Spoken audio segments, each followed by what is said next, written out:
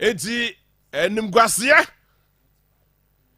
ene ferienti a memma mo so mo wa mo ni sa memma nti eti sisia no Ghana man pay na na da Akufo-Addo cannot be bold enough to hold his own boss to announce ministerial reshuffling of Public and ADAP. But on the Kokoshe, Kedoforia, your friend say, Aban Babin, the Right Honorable Speaker of Parliament, Abbas Sumana Babin, say, Ormum Nenkokoye, sir, announcement. No. But as I would say, just join me live on Facebook, Akoma 87.9. Now, join me live on Onia TV Facebook page. Now, Yeni Ghana and Komo. Yes, so as we speak, we have just about Enko 475. Captain says Yendru 200 plus. He's not coming on the show. Benoka say he's on standby. Marking time. Nah, it's Mr. Mwamumra. Mamungu Menima say why, Mr. Mwam. Ghana Madrid as usual. Muya Mofa voice note to Famremi. My voice note to the number no 0505 437799 0505 437799. Mumra na yentimi eni komo betimi asa no voice note e de aba na ye di Ghana komo ye exclusive e wo Ghana majujumadi so me di ade JB on behalf of the Rastaman with brains, Obibini Akohene, Bellucci, popularly, commonly, easily, and simply referred to as Photo! Photo! Or no, and Etimicha, Yamame CEO, Antibi Photo. Now, Timicha Idris Eba, Photo, Ewa Menshema Photo, need to me trendy. Photo! Kai, on behalf of these wonderful guys, and of course, Senna and the official DJ. Yes, DJ Romeo. On behalf of these wonderful people, may say good evening and welcome to Ghana Majuju Medieso. And a power pack. 87.9 Kumasi. Now, so and many Captain Smart our exclusive interview and I mean I'm baby the questions. You know never be to Nija. And my Dr. Kwabena Dufour shall be having an interview this evening. Now, message from an update on the latest COVID-19. In fact, I'm going to show you a very explosive video. The new update on Christian Achu. Ghana for me and Bible Munyade. Probably. Ebiana. Akoma FM. We might lose Christian Achu because the way I did it to get no, you hear Christian Achu you know. You hear that you know. Sports for no minimum the latest updates. But once I was watching BBC somewhere around 6:45 and you may updates never no day. Menoka say about 11,800 people and was Syria and Turkey at the same time. 2,800 people and was Syria. And 9,000 people and the Yetimi recover Turkey. Okay, about 11,800 people and was Syria and Turkey. As a result of that earthquake, now, so let us continue to pray for Ghana for more Turkey. Ghana for more Syria. And the Ghana for more USA for the United States. Trillion point Yankopon. Ewa mobo no saso emo mo ho ban. Na so bi mpo ho aka na se yenima. Yakopon trillion point Yakopon na nyame. Abraham Yakopon. Isaac Yakopon. Joseph Yakopon. Officer nipa kro de kra. 87.9 because a bad day say me kope bibia bedi. Me kope bibia bedi o. And na atu yeni. Enti say nkofo bi wo hokra na yenim wo mpo a. Ana yente kra say bibi say na atu wo mpo a. Yakopon fo mo kra ensieye. Na Christian Atwide na ye bibi kakra because there was I was a mistake identity or whatever brofu bi o mo church here. But whilst I was watching BBC later this evening and the Sky News, a bad day. So we are on. Esther Chapo, good evening, Esther Chapo. I love you so much. Prof Obo, Prof Obo, good evening. Thank you so much for joining us. Me pacho ma mente wonka. Na yetime enim komo. Na sisi Kumasi ayedin.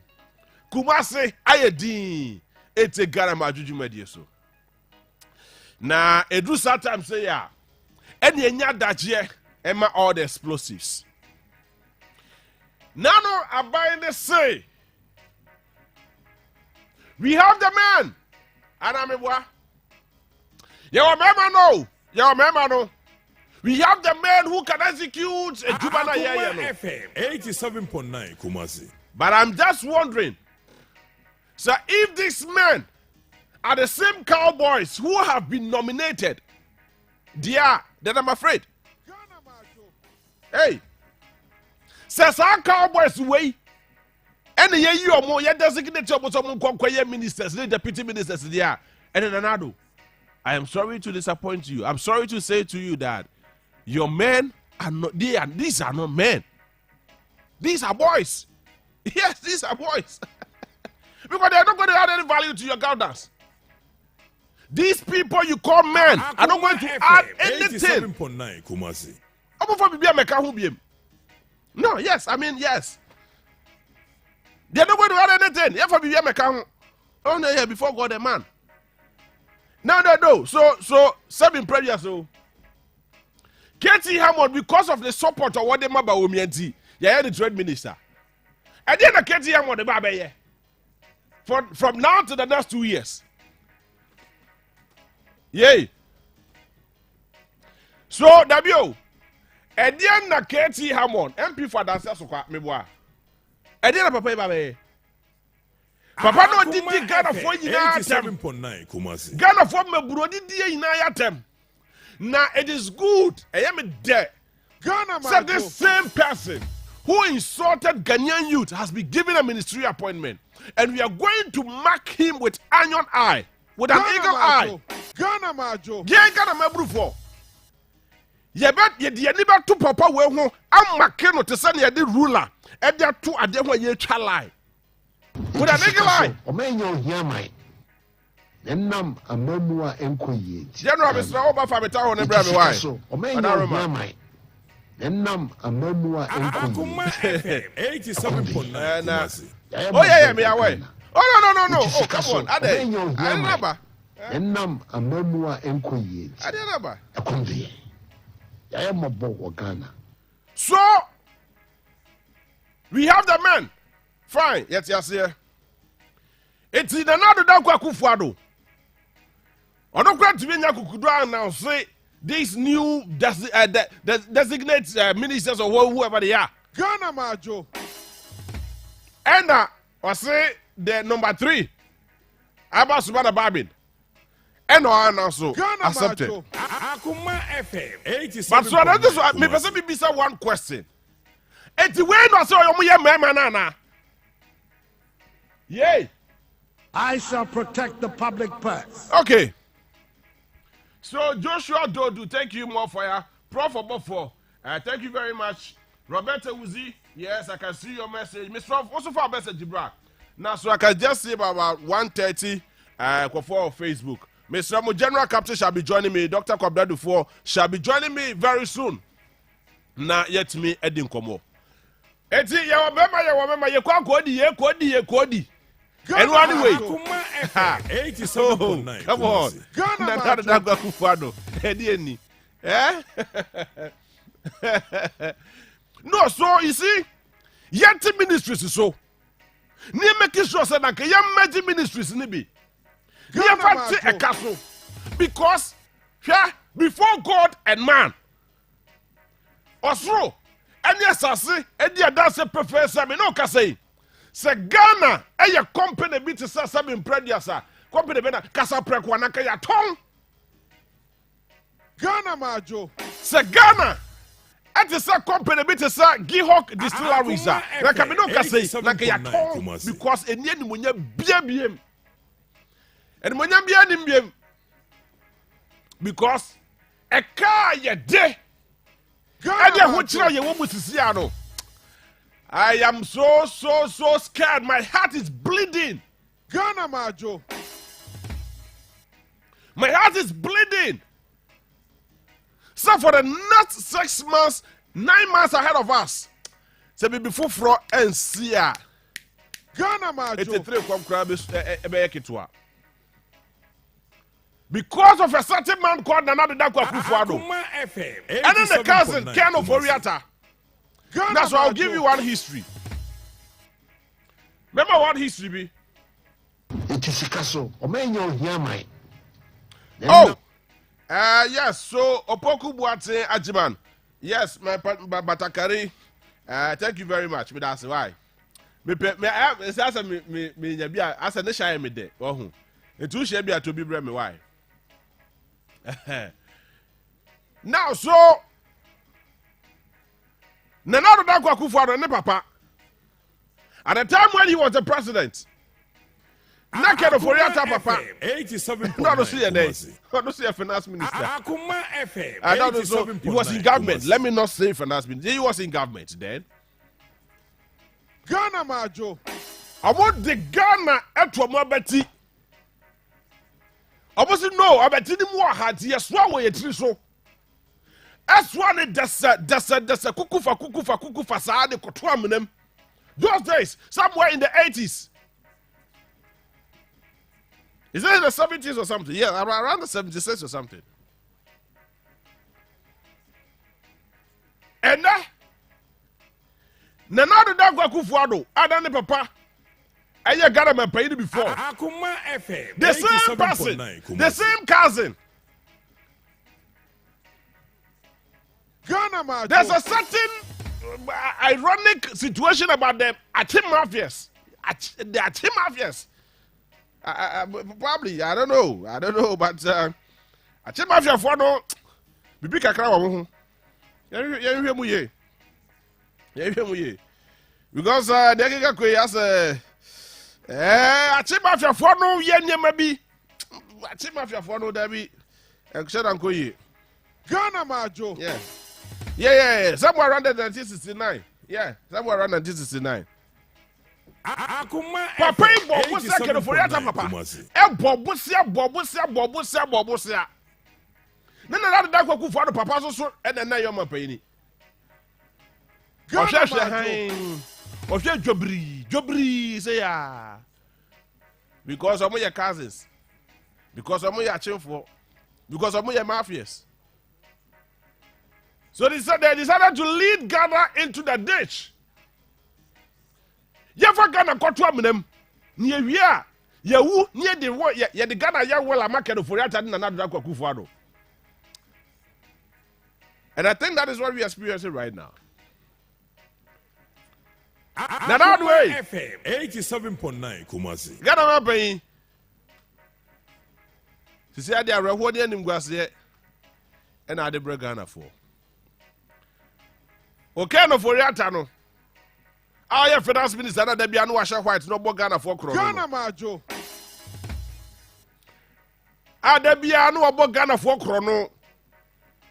Na washa Ghana sama sisi Ghana kwakodu ba bia adri.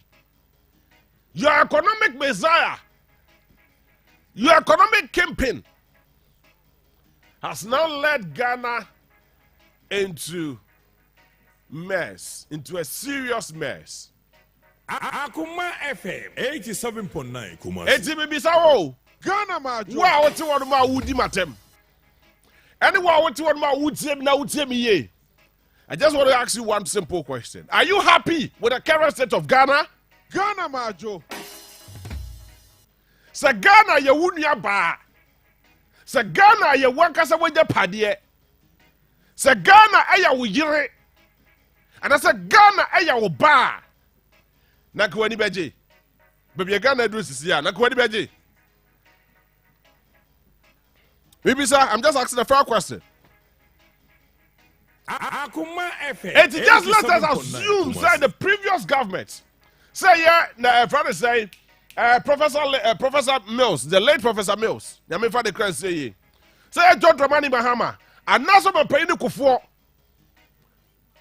and now as a seven period, say JJ Rollins, and as they we see ya, especially here in Ashanti region.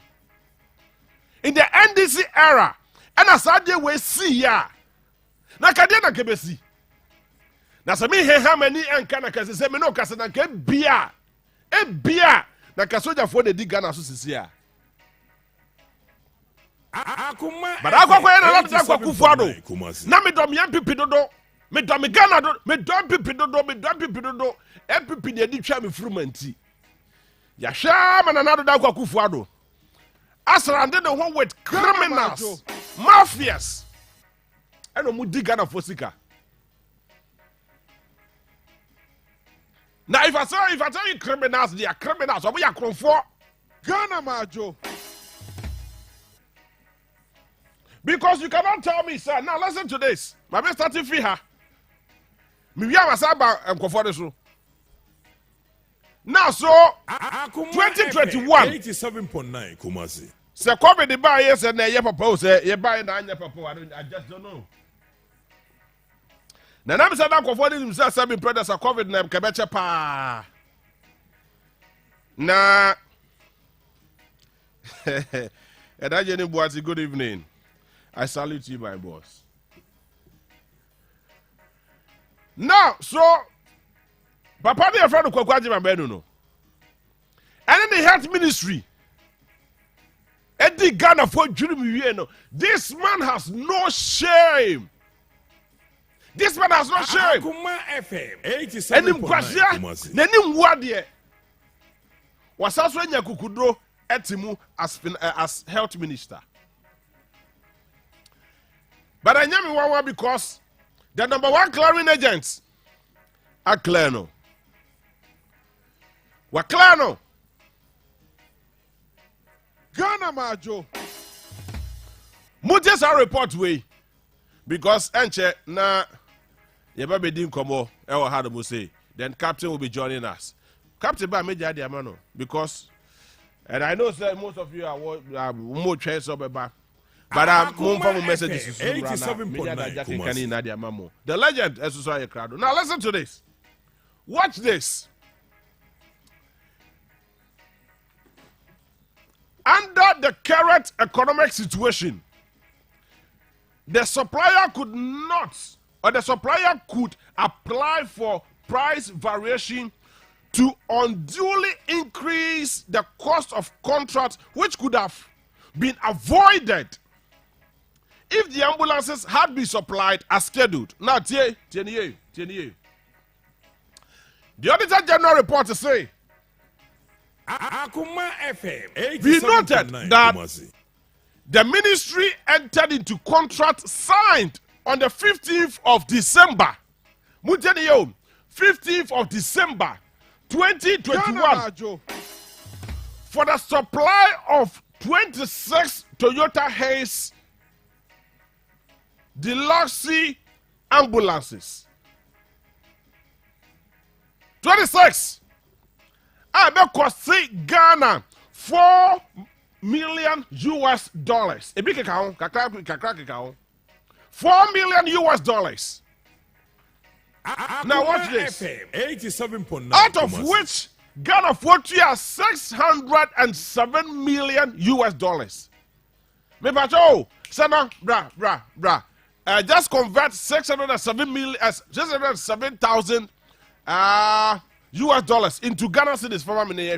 Let's figure. Yeah, the figure. Probably 2021 dollar rates. Yeah.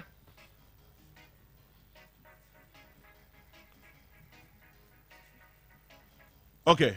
Now, so 607,000 US dollars.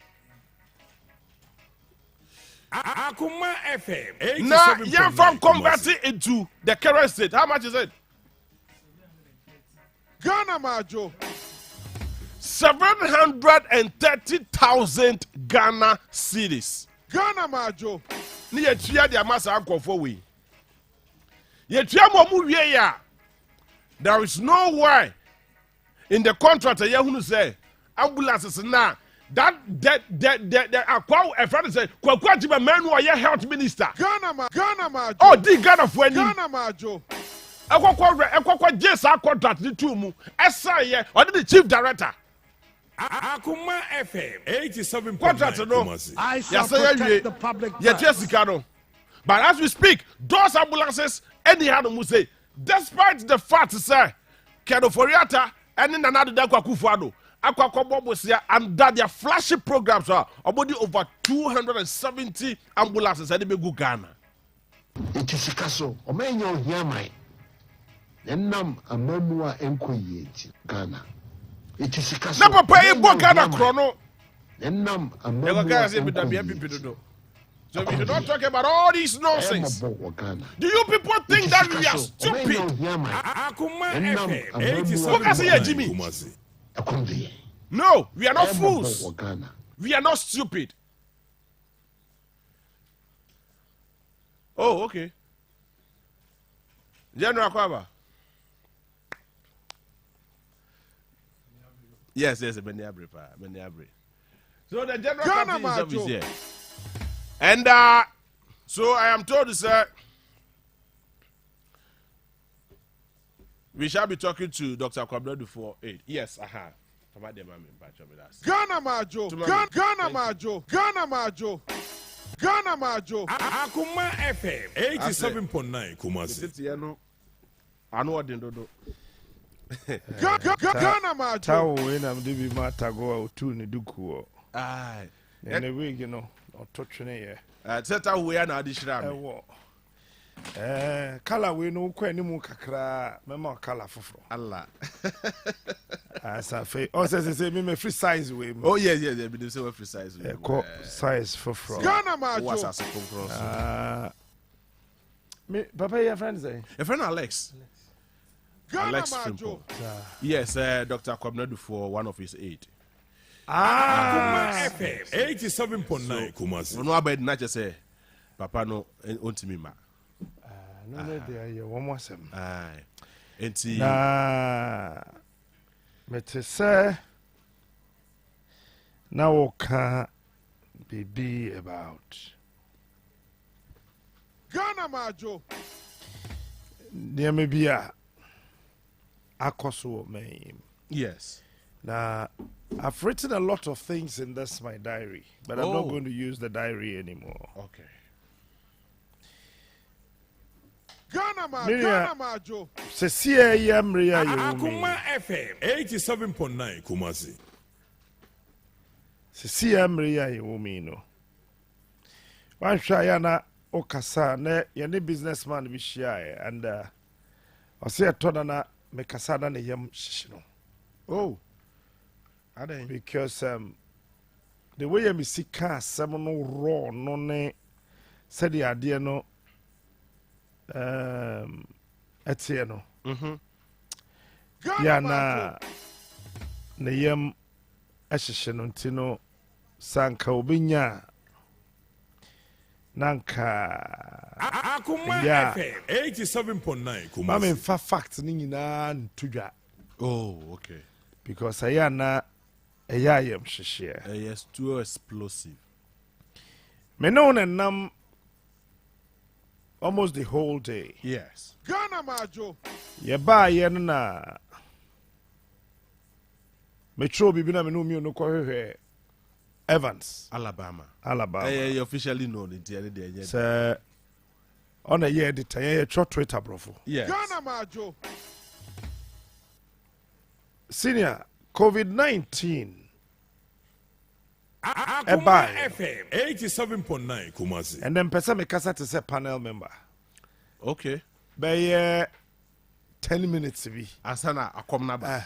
Ghana Maadwo. General Ghana Mr. Maadwo. Ma, many comment for aid in the way. mu wie Na yenti sim because Akoma ba na ba. mu And wie say yeah the powder initially.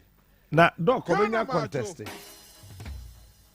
me da ase ɔbɛ contest na ndc for dodoɔ na especially the grassroots no ɛsɛ ɔmra sɛ wama oni hwee ka sɛ ɔmra emedi wɔn anim sɛ ɔhwɛ yɛ a wede mi sɛ mi nua jb ɔne mi bɛhyɛ aseɛ Ghana na ɔhwɛ Maadwo. yɛ a yɛ general Odo na chairman be your interview no. yɛ general chairman ama ndc foɔ ne ghana foɔ nyinaa hu sɛ going into 2024 elections no yɛhia obi a ɔwɔ the economic background so hwe ya no ankasa ne resha for year no emrahye bedwam no Ghana or say the Maadwo. debate for going into 2024 election no enye kasa bia keke say ye beka economy ho asem enti because of enunti no yene ankasa emrahye bedwam ye minority caucus no ya yen sachra ye say yen for mo munim de ewo nimde wo economy ne ho mra how much more the leader 87.9 enipa ye Ghana ntini ne ballot ni picture beba ballot papers no paper no so no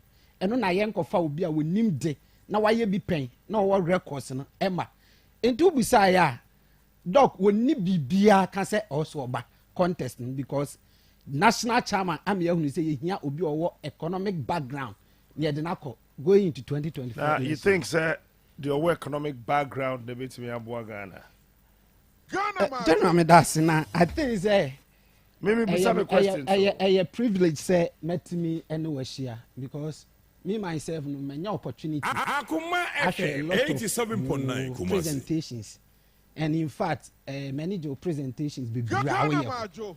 Ekoma wuntra general uti ada be enka wa me wie ya onse me ka say many of presentations bebre me starting say ni nyina o me si bebre ayo so it means that me as a person because me rate you there in fact you are on top bebre na no se si a Ghana ankasa no ye problem pa ye obi obefa so obeboa ye ema ye sikasem egina brane Ghana ye major problem pa ye obi a obeboa ye me ye sikasem egina brane Akoma FM enti me ho ni se Ghana abato no enye te say the olden days abato ni bi me ye NDC ni nti o se chenchena NDC na metoma no me ye MPP ni me ye CPP ni na mom de me maba beti ase ne se Ghana for no trasa eni nti na hwe ya 2020 elections yanya bibi te say hang parliament be se Ghana for no ankasa enim de omo hwe de oman ne ko na omo de agina so de ato aba eni yenyina so de adanse se ne de esikasem ne de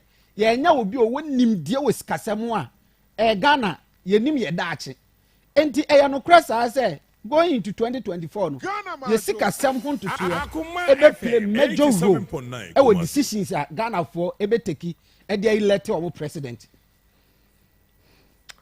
and you still believe sir obi oye our economics background nebeti me general busami asana me kan me de me gidi say Ghana ba bi egina de ye hia obi our economic background na de be lead here mo ye mo party no is it conference and congress e won cry no ye cover our elections no okay many JB Yes. okay Dr. Komando Foba Akoma ya mo FM ndim 87.9 Kumasi. na Dr. Komando Foba feel say Akoma FM 87.9 general me da se Kumasi. ma me fa sa akonya isi na ye nchia etiefo a omaje de na enwumre omutie Ghana Maadwo enkenka NDC mpanifo a omo national ediba regional edico various constituency more especially the branches asam na o kan no kre oba ho na me wo ho onim Dr. Kwabnado for obi a enye de obi eka na woye ena onhwe obi ho ena wode atu nanamo sente sa this congress ya wo kan yi obeje de say yewura Dr. Kwabnado for da be ball canopy stage platform a oye ni breakfast 87.9 Kumasi. all the NDC delegates even so onya delegate kra na ultimate call ekwaji breakfast entino in any case yewura Dr. Kwabnado for ya kan asemi ya ba be call ending of December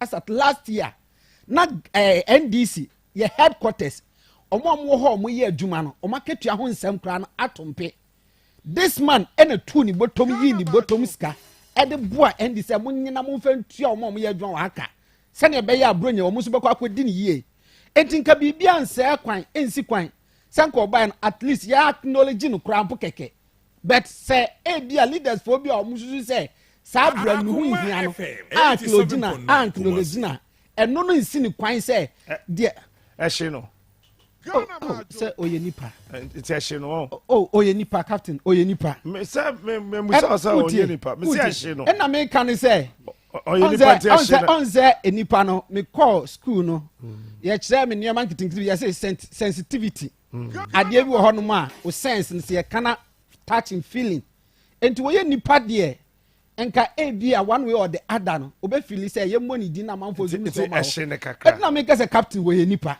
nipa nte ehye ne kakra enti wo ye nipa captain na ha no de oh ade betimi ahye na ha woni Akoma me ben no ade me hu ye ne say Dr. Kwamnado fo ye nipa bi a ade be han ne say sebe ba bi a wo so da ya wo hunu Ghana ye ni kire no ontimi meyi ye mfiri mu wo hwa party for na ne ndi ne ye bi sincere ONDC. ye ONDC bi sincere captain wa wo hwa party no na wo ka che say ode ne botom sika ye niam bi ahodo om ni no ana ka mo ni projects ni other projects. wo hwa na otum say party na ne ndi ye captain whether party ni di ni ye o party na ni ni ye o ono pese one party ni Ghana fo no no de ya te ase Ghana Majo. o hwe ya obisa me say ehye ne die me bisa say ehye ne die o man ne ndi ne ye wo sa na wo hu ne die me a bisa o me and me can say to me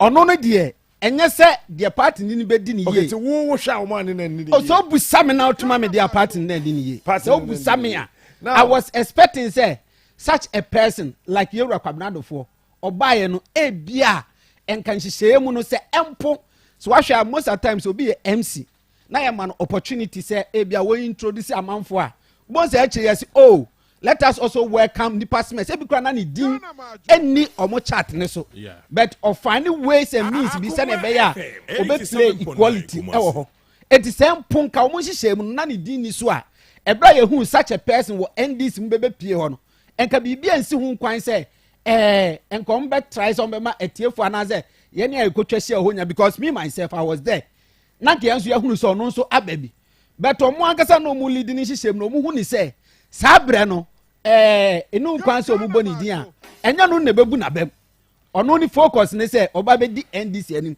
e dia akọ 2024 election captain sir wo hwe niama na course na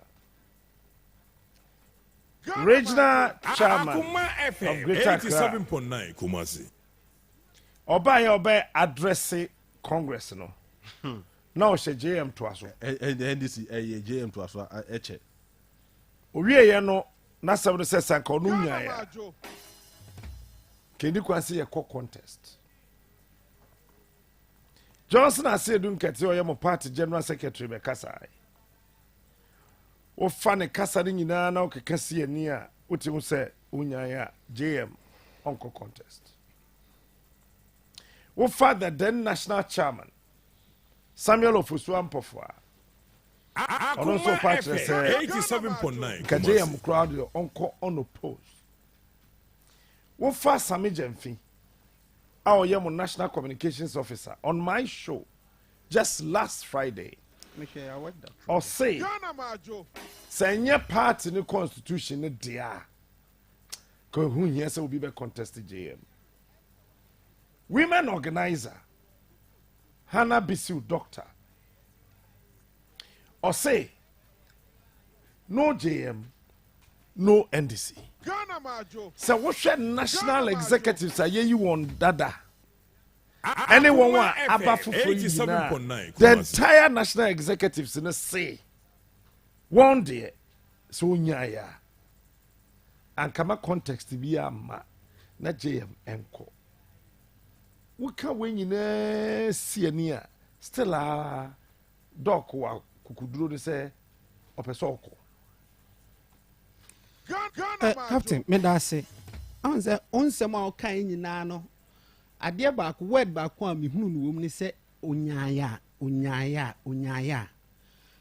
ma me nyia no say omo a omo kan nyina to aba ne bi so omo nyina no bi a voting right once omo voting right no ombe wo omo prefer candidate and let us assume so omo nyina a prefer candidate any JM inti na omo kasa.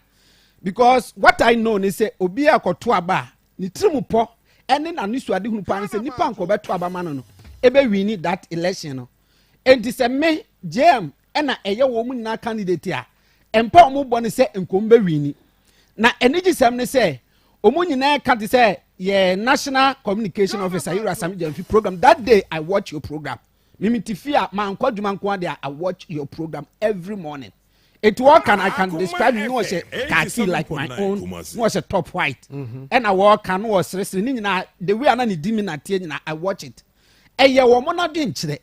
Nanka I was expecting them say ebi on bekese ade baako mienu miensa enan etini epese JM etwaso nanka yesu wo yanu bia na de ama wo mu but se na omusi kan obi antimi anchechire mu sa back to end this year elections ya ba be enya wo mu sa ni pakuo ya wabobo mu din no ene beto aba no ye reorganization aye ko various branches aye ne party members for din komo no obekwa akotu obi beka che say since 92 me joining NDC me nya sheda no person ko nya yes on say there is a belief general there is a belief say so join any political party at the end of the day the party should come to your aid not you as a person because say what joining the political party but as a citizen of Ghana baby a wo no ususu say enka at least through the party's development on beyama the nation ebi mra on pesua so any baby a wo now so ntimi benefit and we enjoy entin ye bisa mo say since 92 now so nya hweda but don't forget say since 92 no empanfo we ni mo NDC party na mo makonya mo abesom no o ma bada they have been there before and na what one na who complain say wunya ahwe. And what is the probability that this time round there's a omoba ubenya bibi? This is the question you need to ask them. Internet say monso mo bana mo fa Ghana sikana dia NDC members ne mama bibi. Captain, mama kan sem bi. Kan ye na menti ase. Mama kan sem bi. Kan menti ase. Dia me pese me kire ne say. NDC party members na ye no mo no. Party ne ba no since 92 omunya ahwe. Nti mo ba mo benya hwe. Listen, ye ba Ombenya bibi. Bibi benya. Etina me kan say buha me na me so me nkyira omu na party for ne NDs for ne Ghana for nyina ntia. On say ohwe ya me kan me ka say as far as say omu so ye Ghana for de say ebia development because omu mpesua so a e wo so omu timi benefit. Enti hwe na omu so omu nyae no. No omu kam puntu. It could be impuntu. It could be wo na wo ko ho. Etina me can say listen captain. Captain team. But also the name is Alex. Where you could be anim. Captain team. Mean you, bra. Mean you. What's the wo ko? Na wo ko ye na sama wo ka kire wo ne say. Wo ma depart na chi petepe. Be see da wo ko no. Wo munya 87.9 Kumasi. And na wo say. Question na say so be abusa ne say. Sa ankrofo dada ya na wo sa na we nya hwe na den na chese sa afi we wo mo san ba wo be nya hwe nya sa yes very good and me bu sa say wo mo se wo mu nya hwe na hwe me na wo mo hwe we need to know their expectation na wo bu sa wo ye bu sa wo mo it's not me kamba captain for instance wakwa akotu obi ebia ne maame branch woman organizer ne ba awie school ene ye hwe kwan asa ne adwuma ho aye dindindin nipa na wie school anka ni nsusue mu no so first ono so ye Ghana need here now qualified here if there is job vacancy ono so deserve it's favoritism right there is nothing wrong there's nothing wrong there is nothing wrong so far as the persons qualify I am one person NDC Brian started any complaining say independent qualify me qualify JV qualify because no ye ne papa ye NDC branch women organizer ntino captain let us be fair what the man no ye na fair to our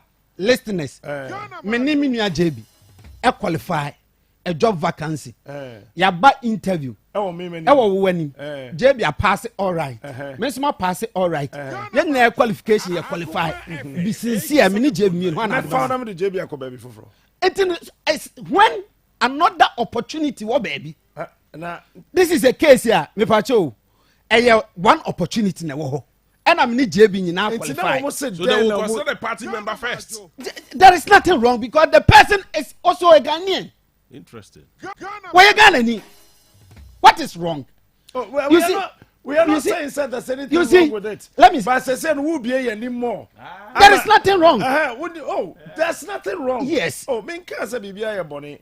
But who be any my yati as yes say. One ma no more one papa no ni political party. Don't count yourself say you be employed. Debut says Captain stand about 20% chances of being employed. No, Captain. Assuming say me NDC ni NDC wa power.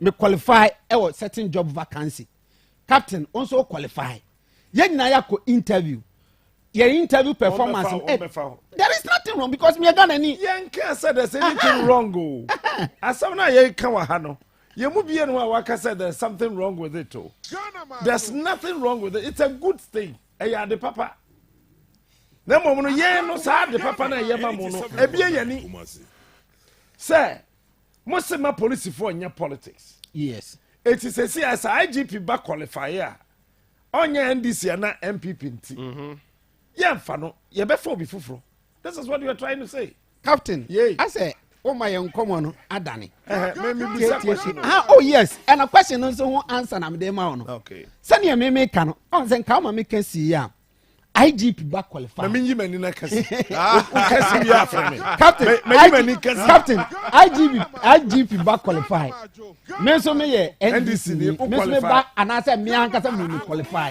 yen na ya ko interview I didn't say for IGP ba oh na me qualify ono so ye fa na adent na ono so ye fa na yam fa me wo na wo de yem fa no to into doctor be contest o be contest okay bibia no be sin kwan I say dey na sin na sun to be contest person Ghana president for no person me da say captain say o be doctor home na oni wudi nkomo a wo yem be hyehyew o say CA ya Ghana ye wo hoyi no ye hia obi a owo economic background eno aba be di o man Ghana nim nya sa ba bia ye ni kire no ehu ena na oye stars bi kire me say ebra yewura wan kasa papa former president John Ajekum Kufuor eko oba be gi cedi no efri ni nsem 1 cedi 21 pesos is to $1 ono wo ko 2012 no na efri 1 cedi 21 pesos no aba 1 cedi 80 pesos so in approximately what is 60 pesos within 4 years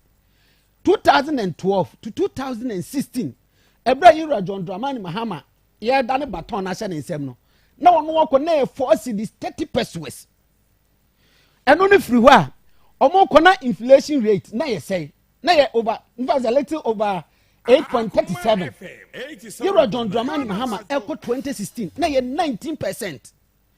2011 the economic growth for since obade e bin si da ye recording under former president may you so rest in peace Johnny Evans Fifiata me expresso any Euro kwabnado for 14.5 Euro John Dramani Mahama buy obeje ye 2016 ebra work na the growth development growth no reduce the about 3% 3.37 growth rate say Mahama bon no when you look at the direction now there is nothing wrong no direction it says John Dramani Mahama baby odi ko puburu mu say Mahama on to be mbu man ni biom no na unim so no ankasa ya mama si ni say ye operation wo that's a work from abeko ye mu be atiase see Akoma FM J Kufofi abem in fact this city ne kura na nye one didn't do one city there was 99 point something pesos 2007 okay. And na ye 93 pesos as to dollar no problem to 2008 work on it there na one city say 20 pesos no problem admitted yes and na ojama Dr. Kobrando for yes and no so obefri abem no or this 60 pesos per car yes and then went to me maintaining the obeto and all this 60 pesos per car I say he realized say cedi dey be depreciating but the rate e be depreciating ejina mo manage the economy no okay sani ye Akufo ye 90 me anyina hwa on so ye cedi redenomination no na 93 pesos is to $1 but all kono na free 93 pesos no about 1 cedi 20 pesos which means anyina hwa 80 no what ye be costro but how to manage it sene be ya entumrika they said the ne yehu no eno na ye the important watch them boy there we economics na number enti Mahama be fa 1 cedi 80 pesos yes and they call 4 cedi 30 pesos yes sir yes and be fa inflation single digits yes o ma su hu 19% yes that say Mahama ntimi be di o man should be because the obaba be to no logically Mahama bon say inflation ye 54% there na so oba be fa per your analogy from 8 to 19 Ghana Majo. and they had the 54 It's just a double.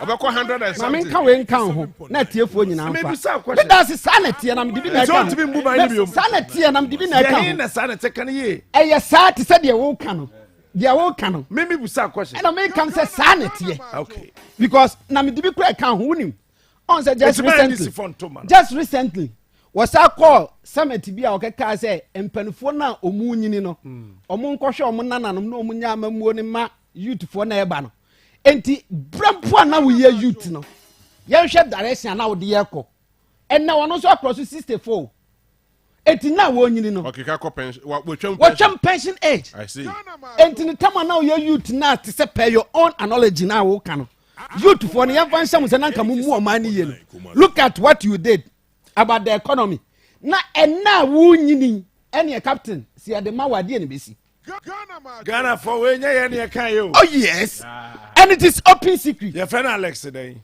frimpong Or say when you say better about my drama. it is open secret and everybody knows It's way a simple and short. It is a Muhammad and when near me and Tomano. you see oh Ghana for Ghana Majo. yɛyɛ adeɛ bi There will take question. ɛno na tie me There will to was the take question. mɛtias mɛyiwa no Me say, mɛyiwa no Samonko Congress. mɛyiwa no Monko presidential elections. Primaries. Kumasi. Nessa Mahama when Dr. Comrade Foa. Magana for Tomano. meyiwa no captain sɛ yɛhwɛ yɛwura John Dramani Mahama ɛne deɛ nanado ne ba omie yeye a everybody will prefer sɛ ɛne nanka Mahama ɛyɛ Messiah but ɛno no ɛnyɛ Ghana ne yɛfa pem no no Matthias here. It is a CA is a NDC for Monko presidential primaries. Na Mahama when near. yes I biano Ghana for Tomana Nasa Momontomano. oh captain between Mahama and MPP obi ani say Menka MPP as me sɛ Oh no now ɔno maybe say tie. Ghana for to abanemano anamo montomano captain ɛna mi ka no ɛna mi yi ano between Mahama and MPP and Mahama Messiah MPP organization. yes A political party. ɛna Mahama is an individual. utie captain Bra Alex Tobo. Obie nim say J Kufo ye MPP. yes Ba ye kwa abato a ye toma president Kufo. yes Enti Tobo. Yes. Me anka say MPP ni NDC. Me say Ghana for. Some more NDC for mutimi come presidential primaries no. Na Mahama mwene a no be ye NDC for mo flag bearer. Ghana for to abama na some mo ntoma no. woni deɛ wɔn nyinaa ne sɛ ɔno kora ɔnwene Okay, ti na Ghana for ɔnwene eti tie. Mahama mwene obelidi NDC. yes Eti between NDC mo flag bearer and CPP flag bearer. When Ghana for to abama no. oh ɛyɛ NDC because obviously ɛyɛ Comrade for the Debi and that no. Yeah, body specific oh yes name.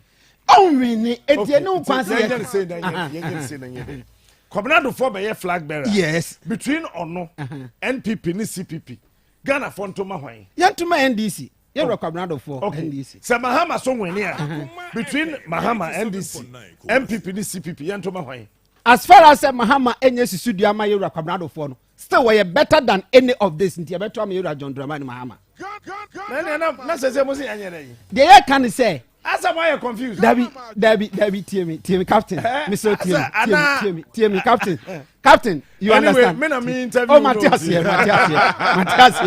Matthias here pa and in fact I am so privileged say menya this opportunity Okay, yeah. So captain the truth is that between Yewura John Dramani Mahama and MPP for the enquire the best but what we are telling Ghanaians more especially NDC for say ono ye the best no mpono enye susudua ema ye in terms of Ghana your economic growth Okay.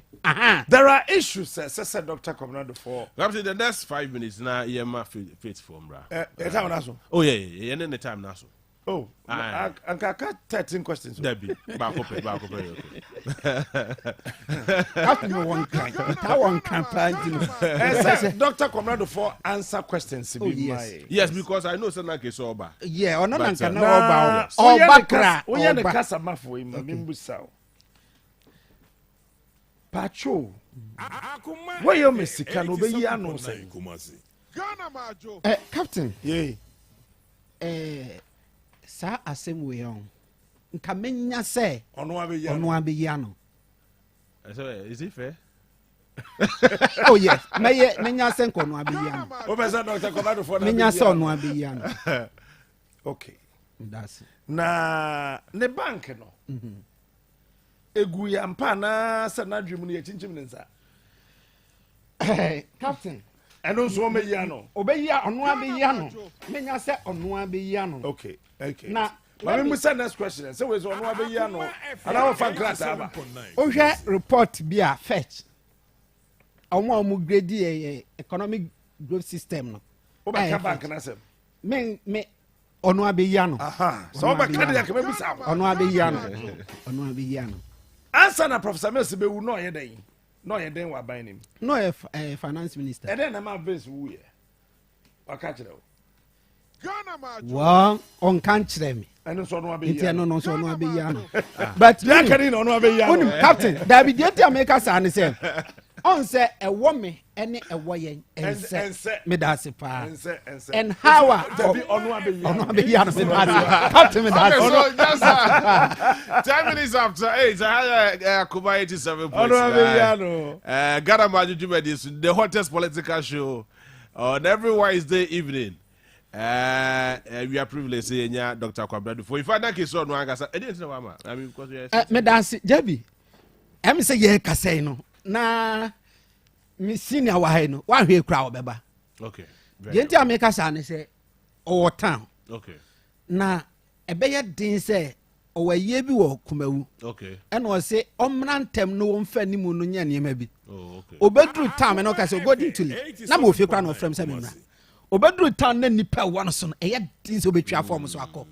Enti mo ofie no frem say mi nika wa ha no obe join ne ye. Empim and etie. Empim na Say na eti. ko baya.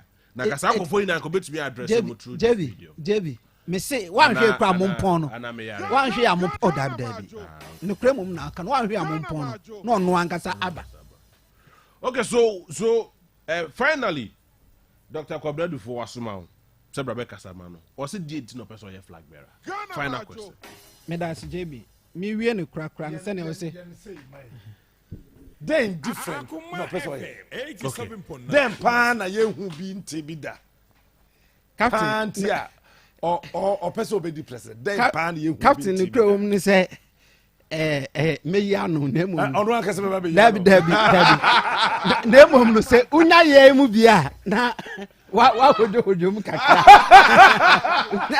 Unya ye mu bia na wa hojo mu kakra. Uni magu David Twazo no kwasem say yewura no ne botae pa ene na koma so ade ne say Ghana yesi kasem ebegina brane.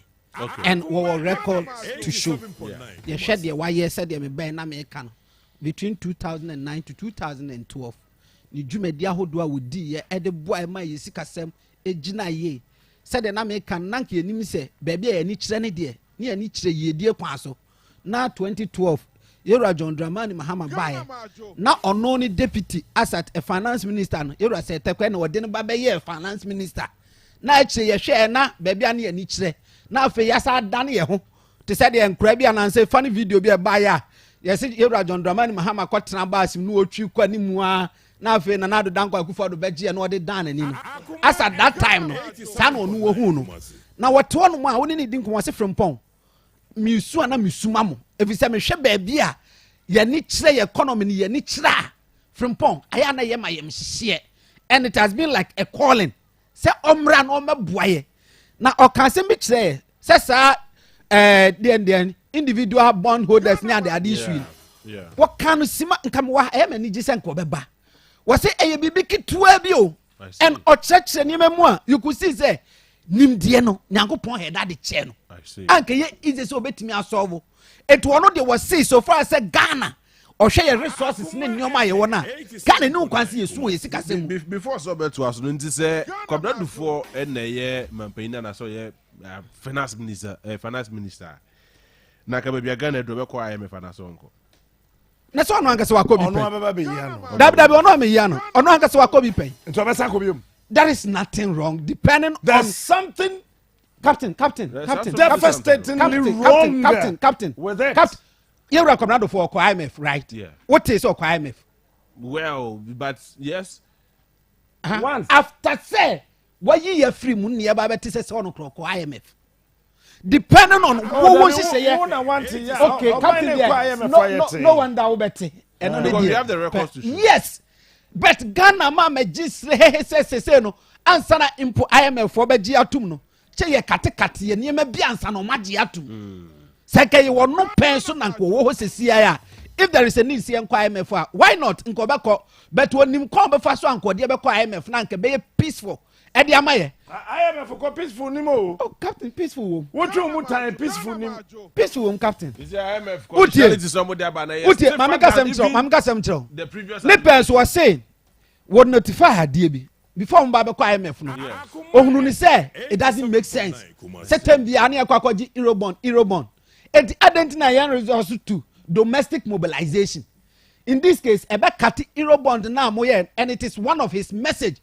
a ɔbɛka eurobond a yɛwura John Dramani Mahama gye yɛ 3.75 billion ɛde ade na ɔde yɛ ɔbɛbusa no that question no so ɔmra mɛ yia no because a lot of new project wɔ hɔ a ɛde yɛ ɔbɛbusa no ɛdeɛ na ɔde ɔde yɛ yɛ ɔbɛbusa no I see. take it from me and ɔbɛka kyerɛ no project a ɛnɛ NDC foɔ ɛka ne sɛ ɛyɛ John Dramani Mahama pɛn so ɛna ɔmo yɛ yɛ no presidential primaries no ho it's a very beautiful match to watch yes ɛbɛyɛ yes desisa no captain wuni ma sɛ bi NDC oh wɔn presidential primaries no something a nice football match oh yes to watch yeah ɛte sɛ gomu atachima 11 ɛne Kumasi Asante Kotoko ɛbɛbɔ match na Coach Opele na Coach Kotoko interesting.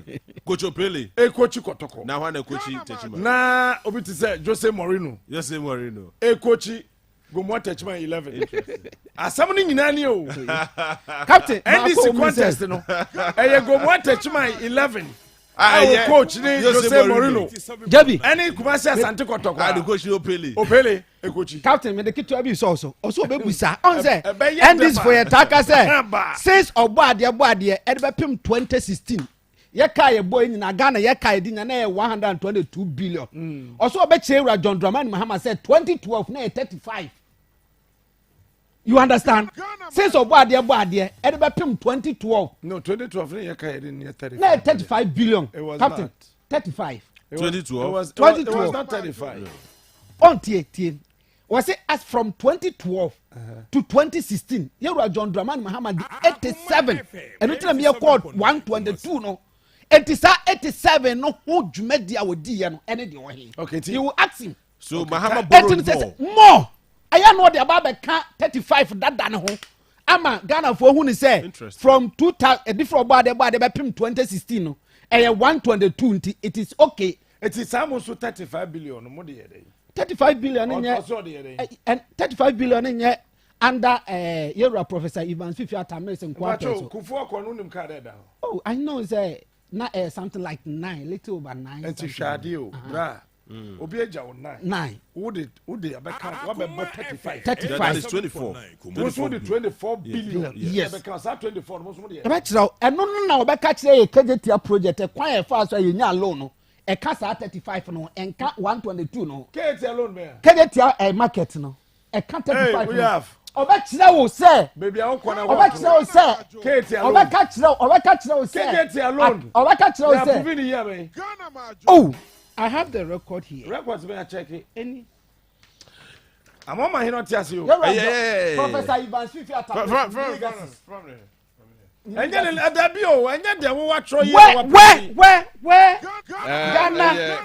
Okay, so we held and energy agriculture. dabi we ye de obi a list No, Dabi, because the legacy. I I'm think coming. I can't see. Oh, legacy de so obi na list Captain Smart legacy o was aso bo fodu na ya list we see ni ya that bo guy, Dr. Cesar book too. ɛno de we de me see Katia market no loan no ya prove ni yi aben Okay, so Let me get you there. Alex, with all due respect to you, I think Obaka kyerɛ o Kumawu Yes. water project. No. And American is Kumawu water project. Obeyano. Yes. Kumawu water project. Enunini. Any power. Yes. Ye bibia. Ane kan 35 no ho. Enka 122 no. Obeka cho say Akoma medical. Over all the documents. Medical center, health center. Akoma medical center be. Ige ole gona. Yewra na po. Legon teaching hospital no. Yewra na ponya COVID na ekode ne to ho no. Obekse wo bre anytime I dis alone no. Eti ne yewra ne si fam a. Obekse ye 22 no omunya omo 24 no omo penso no. Ni omo de ye. Eti na chese se metwase ye dia. Na chese mahama bese no boy ni ano. Ono so di. Oso obebusa no di ode ye. O kire Ghana. Okay. Until ono ba obeyi. Obeyi no obebusa. Alex, Mami Nasi, thank you for your time. Now, my Dr. Kwabredu for you, we say you're trying to fear. Ashanti region, yes, young boy. Opekura make me free Sunday, amano. Aha. Oh, any anke be Yes, pa. this year. Any anke be pa. JB. Captain.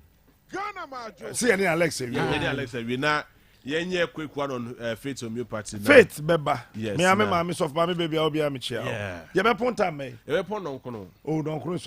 Ade. Catch your general manager on for 13 count. Over 13 count. We a special edition. Okay.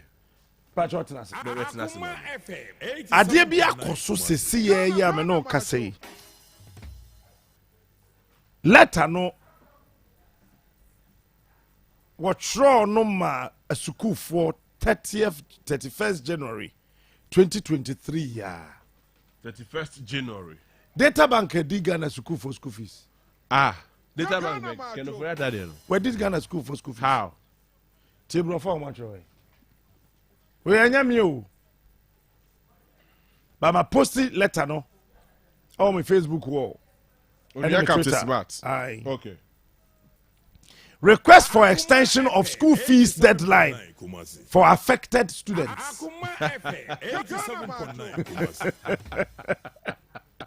87.9. Request for extension of school fees deadline for affected students. Ghana Maadwo.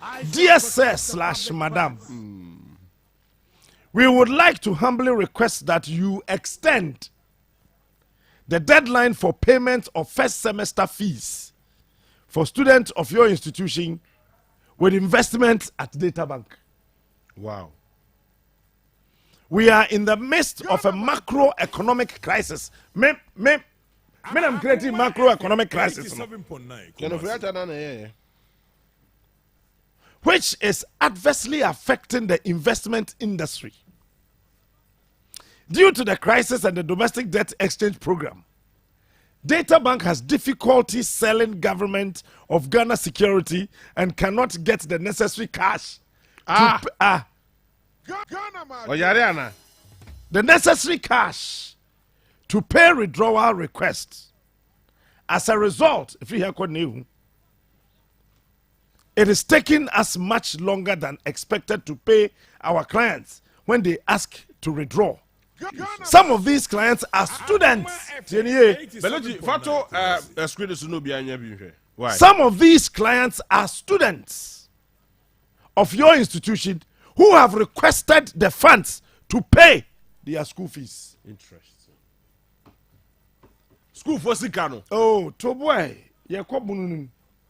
Although this crisis is industry-wide, we believe it is our responsibility as a firm to assist our clients. However, we can so they do not miss out on the essential things in life, such as quality education. Okay, so let's in here. Okay. Live on Akoma 87 I'm over here live on Facebook. Akoma Facebook, Onia TV, Facebook page. Now, yeah, paper. It's Mumia reading the letter together. Please note that we have provided these students with official letters to be submitted to their institutions. We will also reach out to you when we make payments. Wow. When we make payments, we will reach out to you. When When we make Data bank will not be held liable. Ahana bomb. No Ojare. Akoma Ojare. FM 87.9 Kumasi. Data bank will not be held liable should a student fail to pay even after we have paid them. Even after. Eti tio brofro de abesha won kire wo say school ni na onu ni sika kodi Kenoforiata bank ho no. Say akwada na ntimi antua ni school fees before or after. Before no ye bank ne fault na you cannot hold data bank liable. If you have questions or would like to confirm the letters submitted to you, you may contact me on 0577 702011 or gloria.pepra@databankgroup.com. We look forward to a favorable response. Thank you for the attention. Gloria Pepra, Branch Manager, Data Bank.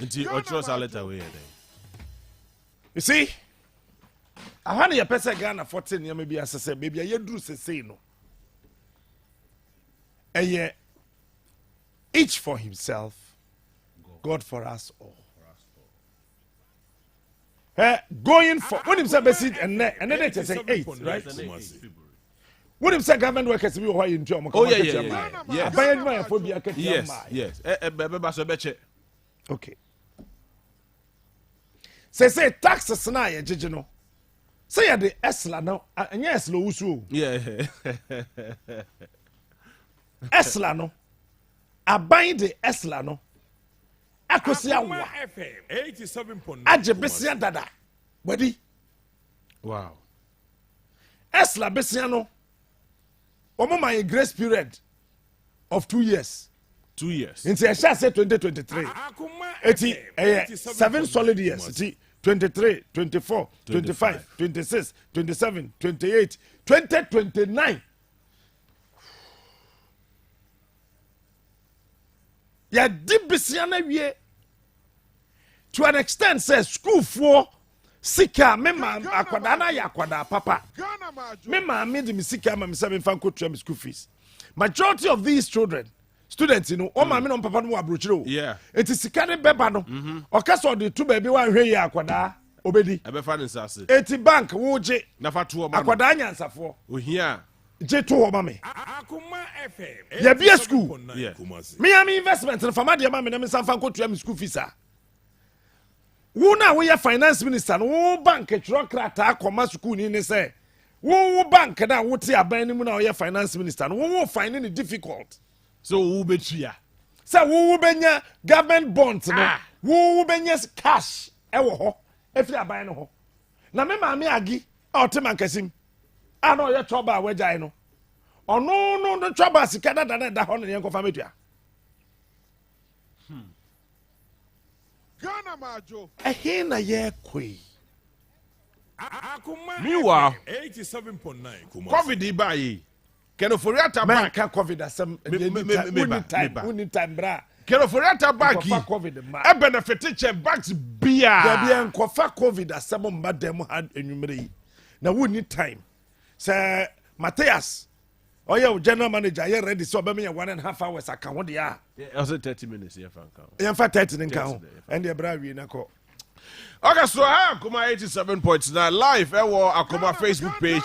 Anyone who share live Onua TV Facebook page. Faith homeopathy for our hands. And no more pomode papa pa church and the brain. Now ye we are. So what would the way I didn't see bano? Ekosi ya. Near na nekosi ya. Never be we see. The way Johnny be see at no ye jacket. Rago fi bia bako there. Minu anyame adom so so ho ye. Fantastic. We ho de pa. Enra na tagode yatiti edia dance se omo ba Faith homeopathy. Mo twetwe omo. That's right. E mo ho nam ye omo de de. Sisi omo ho nam aye den pa. Ka bibi kire ye ne enti ne ekoso Faith homeopathy. That's it. Memfa Ghana Maadwo so na mema obi ado. Emu bi akwa nia bi afi na ufre djuma ye kofie. Nia oba bedu fie. Ena ye obi o nso a yade enti ono nso ntimi anko ba bi ampo. Ena kapeso akofro ka na ne nyina ne sɛ we a faith homeopathic clinic ya sɛ deɛ wokan no yɛnua baa afiata god ne yɛ atete nom deɛ ɔmu fie pɛpɛ na yɛda nyame ase so sɛ ɔde na akyɛn firi sɛ duru berɛ bi sɛ ya na wonya aso deɛ tie firi sɛ apɔmuden no deɛ obi ahia nnipa bi a wote asase yi so na wohome wodidi wonom nsuo woyɛ den a yadeɛ bɛba na yɛn na wabisa ho sɛ yadeɛ no ɛbaa ahemfa nam de fa firi sɛ baabi bebrebe no obi yare a yɛ na ɔtan koro na ɔkɔ a sɛ bɛyɛ a no bɛtɔ no na yɛ asɛm obi sɛ yadeɛ kwan koro obi aka ama nnɛ abɛyɛ adeɛ a abɛyɛ ade so ama Ghana yɛn nko a ɛyɛ faith homeopathic clinic nko a ne baabi a yadeɛ kwan koro yɛka sɛ yɛko ɛma ne koro ɛfiri sɛ yadeɛ bi wɔ hɔ a sɛ bawo so a woyɛ den sɛ woama faith a ɛnkɔ firi sɛ yadeɛ kwan koro no yɛyɛ asosɔ nso wɔ Ghana ha nyame adom nti faith homeopathic clinic years of Mama Elizabeth ɛda no ɔde mfidie aba mfidie kuku dam ɔde abɛgu ɛyɛ faith hɔ yɛ a nyame adom nti obi a ɔbɛhyɛm biara no afidie no hu ne yadeɛ hu ne nsuo ne mogya ne nahoɔden baabi akodu na afidie no atwa ho duo ɛde ama no ɛno nti hɔ yɛ sa yadeɛ a yɛmmerɛ ho firi sɛ ɛnyɛ wo na abɛka wo yadeɛ abɛkyerɛkyerɛ mu aka ne anim ɛne ne ɛwom ɛyɛ afidie no na ɛkyerɛ ne ɛhaw na atwa wo nipadua no ho duo de ama no ɛno nti faith homeopathic clinic deɛ obi anim Ghana ha deɛ obi ɔba hɔ da bi anim nneɛma ikɛn obi ma mɛka ne yadeɛ afidie no a na ɛkyɛ yadeɛ no na akyerɛ wo nipadua no enuru a yɛmfa ma wo yɛde aduro ne ma wo nso a ɛyɛ wo nko a na abɛfa aduro no obi antumi mfa biem firi sɛ ɛyɛ wo na bɛda afidie no so a ɛkyerɛ wo mogya ne wo nsuo wɔ ahoɔden ne yarekorɔ ne twa ho duru wo yadeɛ na ɛdeɛ yadeɛ ayɛ yadeɛ kwan kora akoma to yam bra bɛpiem mede namba no bɛto gya na mmom obi wɔ hɔ a na stroke aka no toɔ stroke no baa yɛ akyɛ wanhwɛ anko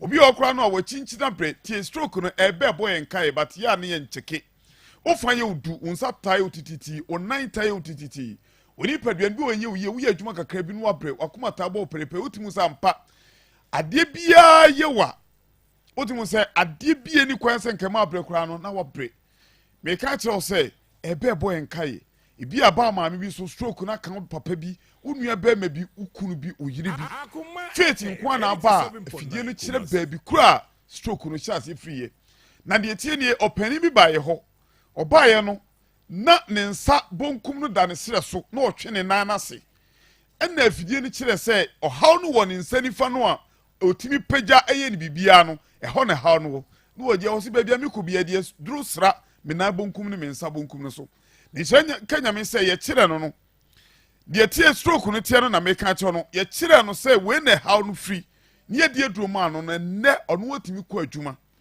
ɛfiri sɛ yɛ onu papa a yɛde ma wo mesɛ ɔfa namba no sabria meka sɛ wobɛtumi afrɛ yɛ 0244 58 38 59 0244 58 38 59 Tigo line is 0275 96 94 14 0275 96 94 14 ebia na wode no kidney na ho aka mesra obra kidney no dum pempen so bi say wafunu ye kese na wona se tata a wanhwe bi gya okwan eno nti ntwen say o kidney no ebe ye kese ana say oha no bekwa nimu ansa na de abre ye ho du o wa oba wo nche ho beto mi so woni na e ya sunfa duru kuso faith ye say ni wo hawa ye mfa duru ade ye wudi begu so mawo eno nkito ye bia na wo tafe nanso wadi ne tie bia no captain yame adum nti ho beko say unim say general faith de kwan fa so say no wo say eni no mo yere yin eni na obi ho de wo beko no bia fi obi ni de duru kuso no faith nkwa no se wani ne frɛw ɛtɛ na asi so se pruncio se ɛsɛ ni no hawa ye mfa duru ade begu so mawo ye no nkito ye bia na wo tafe ɛtɛ na asi so ɛbɛ na ne wani na afra mo mfa duru nso ani no dabi ɛno kra the pressure eba ni no so kese onso obi de duru no so kwa bia na obi ho stress ye ye stress yes onso we so yo kuskus obetafre no ano no obi wan say ohwe fon so kra no otimi hana ni ntwe nti a so de ben ani na bende no na me ye bende eno ediani o ha no e say me ba na me je duru bi eno ano no metafre me nom ye de odi gu ani so na ye mfa nsuo na enum I see eno ne yetafre ɛna yɛmfa nsa nka wo deɛ mbɛmu atra bɛsa agu anum wo sa 5 times one wo asa ta agu anum na ɛno no deɛ how de tie biara no ɛbɛkɔ na yɛ obi wɔ hɔ a ne deɛ no na ɛyɛ ni na yɛ awɔ ho awɔ no deɛ wonya ba na abɛda fidie nso no kyerɛ a yɛ ɔmpane bi wɔ hɔ a yɛde bɛma wa ɛno yɛ ɔba a wobɛnyi nsɛn yɛ ɔbɛrima bi wɔ hɔ a nwumire yɛ meka sɛ wɔkɔ fie nyinaa no ayɛ ne dadwene yɛ ɔbɛrima bi wɔ ɔkɔ fie a ɔtɔ nnuro a aba yi bi na wagyina obi loto kios akyi ɛna watɔ nsuo amia agu n'anum na wamena duro no kwansa na ɔkɔ fie because onim sɛ ɛnu so ɔnu fie no na ayɛ adwuma wie na bɛrima no asɔre but yɛ hɔ no deɛ ɔnu a ɛde ma wa ɛyɛ natural ɛno no nyɛ adeɛ a wo ne wo ho ka ne yibɛhyia mu ana wofa ɛyɛ adeɛ a daa ne daa wofa a ɛbɛboa ma wohunu wo yere a w'ani bɛgye no ho ama wo so watumi ne no ada kama ɔbɛrima no afɔn aka ketewa bi a ɛbɛtumi ama no ayɛ kɛse kama mɛsrɛ wo sɛ bɛrima bi a mmɔden mmɔ wo fam ɛyɛ faith nko a na bɛtumi ama wo ahoɔden a bɛtumi ne wo ka ne ahyia mu mesrɛ wo woyɛ ɔbaa woanya nam yadeɛ mesrɛ ɔnam yadeɛ no ɛha mmaa no bebree ɔbaa bi wɔ hɔ a wo se ne pa wɔ se medwene ho ɛbɛtumi adi bɛɛ bosome mmiɛnsa bosome nsia no wɔnwene ho wie ɛnyɛ wɔ no obi wɔ hɔ ogono wɔnya white na wɔnya no sɛ bɛyɛ a ɔbɛkɔ bɛrima nkyɛn na ɛne fɛre ti medwene ho ɔbɛrima bi bɛtumi adi ɔbaa bi akyi atɔ fried rice jollof rice atɔ ɔbɔka wokɔ anwumere a mekasa yi bɛrima bi ne ɔbaa bi kɔ a mekasa yi watɔ aduane ekuta bɛrima no ankasa a wɔde kɔgye ɔbaa no ɛnso ne bɛrima ɛhyɛ ni kamu ɔne ɔbaa no de nam yɛ ketewa bi daa mekasa adeɛ yɛ no sɛ ɔbɛbɔ ka na saa adeɛ wei haw na mpempii no ɔbaa no deɛ ɔbɛdie deɛ wɔde awie firi sɛ ne mmaa no aba no ebi nim kasaa kuro bi wɔ hɔ ɔnwe no amene na ne nyinaa ne sɛ sɛ wobɔ ka wei nyinaa na ɔbɛrima ni so a ɛmmoa ɛwɔ abrabɔ mu mesɛ ɔbɛrima tumi ka bra ɔbaa ne ɔbaa ne mmra mɛsrɛ sɛ obi wɔ hɔ a na ɔwɔ hepatitis yɛhwɛ no wakyɛ koraa bosome ne na ɔtwe wo ho bɛtɔ number no ɛyɛ 0244 58 38 59 0244 58 38 59 Tigo line here 0275 96 94 14 0275 96 94 14 yo kumasi ha ya ahinema kokobi 18 santase kwa so tra nyina mu a 18 mo pe eye ahinema kokobi 18 mo pe e na ukota krade wa naji police station nche mo pe western region fo nyina nko bogoso station obogadan ni mu e na wo akran so akọ Santa Maria eye station wana se Anteku junction ho pe mesese koforuduafo Poly junction Landry Managers Road e na kumasi ade yewo santase ahinema kokobi 18 mu na e de yade no ye ni yade kwankro ye ni yade bi se oba aka wo so ye ni abusua de obi otumi boss we me yade ne abusua de ene kumi wo fakwata ene kumi me nana we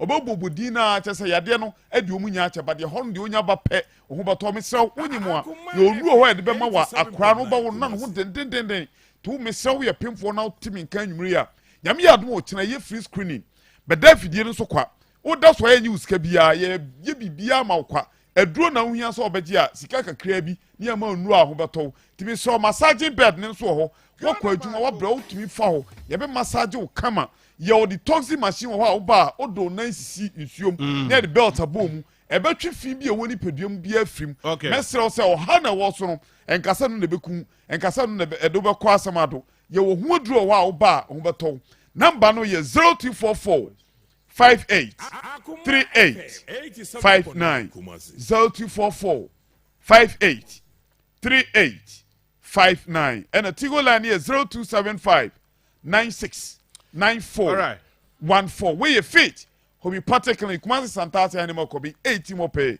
minua jebi nyame onchira no nyɛ okese sɛ odi akɔ no so nyame adom ɔkyena meba hɔ na because the way I miss hwɛ phones and share dan konyi sa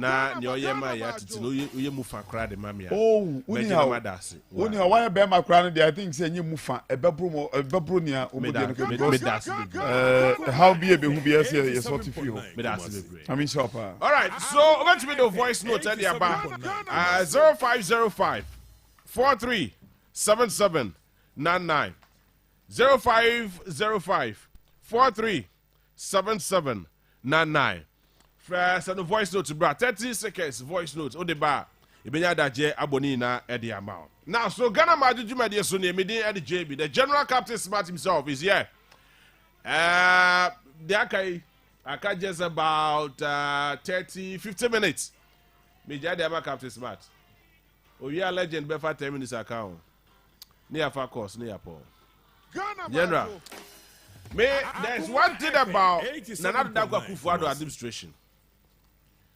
All about us, we have the men. We have the men. Oka to Ghana for in a dream. Emma, the vice president, Dr. Bawumia, and the three and this work just on the Sromosa. They have a very strong economic management team.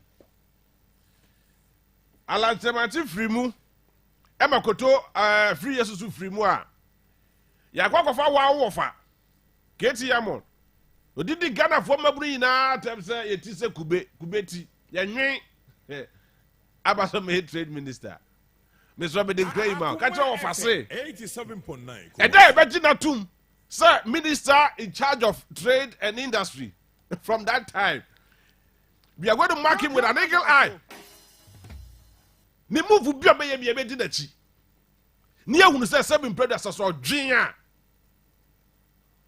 On dwin keke so dwin na so sa dwin Ghana ho a, ye be hu. Yebi General. Me the course na nya reshuffle nti me pese meka ho asem. Say agric minister ni ho. Oni ho, yes. Wa resign.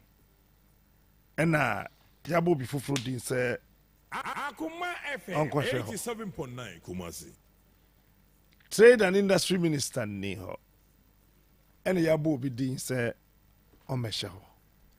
Yesi economy no emu aye din ti president onte aswafo no so. Onum so de bi akoka ho. Odi bi akoka ho. Nti nya de ye kan na Opaneti. But mesrenya me say oma yehu Christian Achu. Yes. But reports I mean are very scary. Me see They bet me who no. But me who say bia. he's still missing. Yes, he's still missing.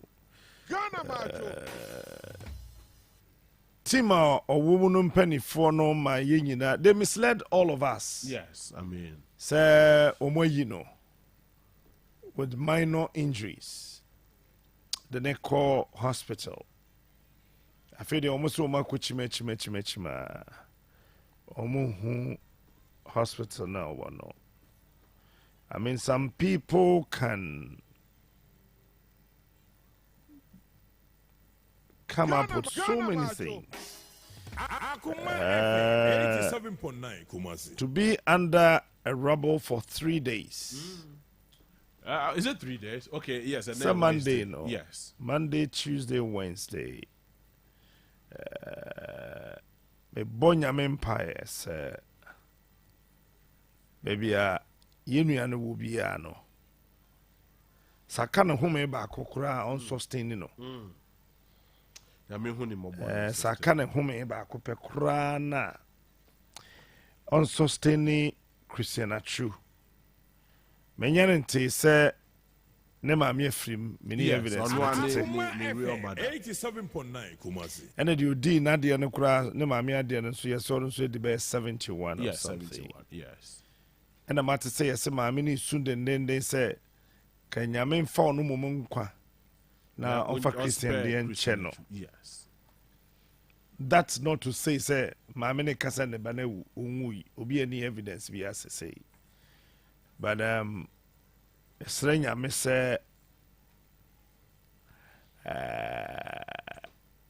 mo minya na ho ban na tokrubia o shim sese no Akoma FM 87.9 Kumasi. onhwe na so yie maye sempo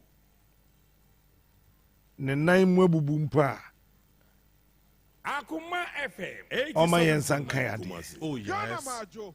Yes. than to say yenhu no You who ne cry. no mesrenya mesenka bedu akina no na yehu Christian Ghana Maadwo. mesua ade bi ewo saa Akoma FM 87.9 Kumasi. enema esi ewo Turkey ene Syria nim sɛ ewiase obiara ni hɔ a onim da birikyie bɛbɔ no Dabi. nanso deɛ yɛma na mo ne deɛ birikyie abɔ no na watumi afiri birikyie nim na kyerɛ sɛ woyɛ nyansafoɔ Yeah. ɛdan baako pɛ na bu yɛ wɔ nkan that time na yɛmienu nyinaa ne yɛwɔ Kumasi a Akoma FM 87.9 Kumasi. akyemɔta mɛkɔm sɛ dan Yes, Melko. bugurum nkraman yɛ wɔ mu hwiahwia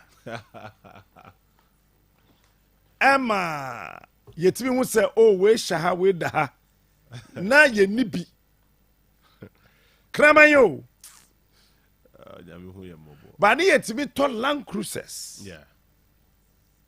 ba ne yɛni sika yɛde kra saa nkraman no bi ne yɛbɛtiri ni wɔn Ghana Maadwo. ɛti yɛkɔkra nkraman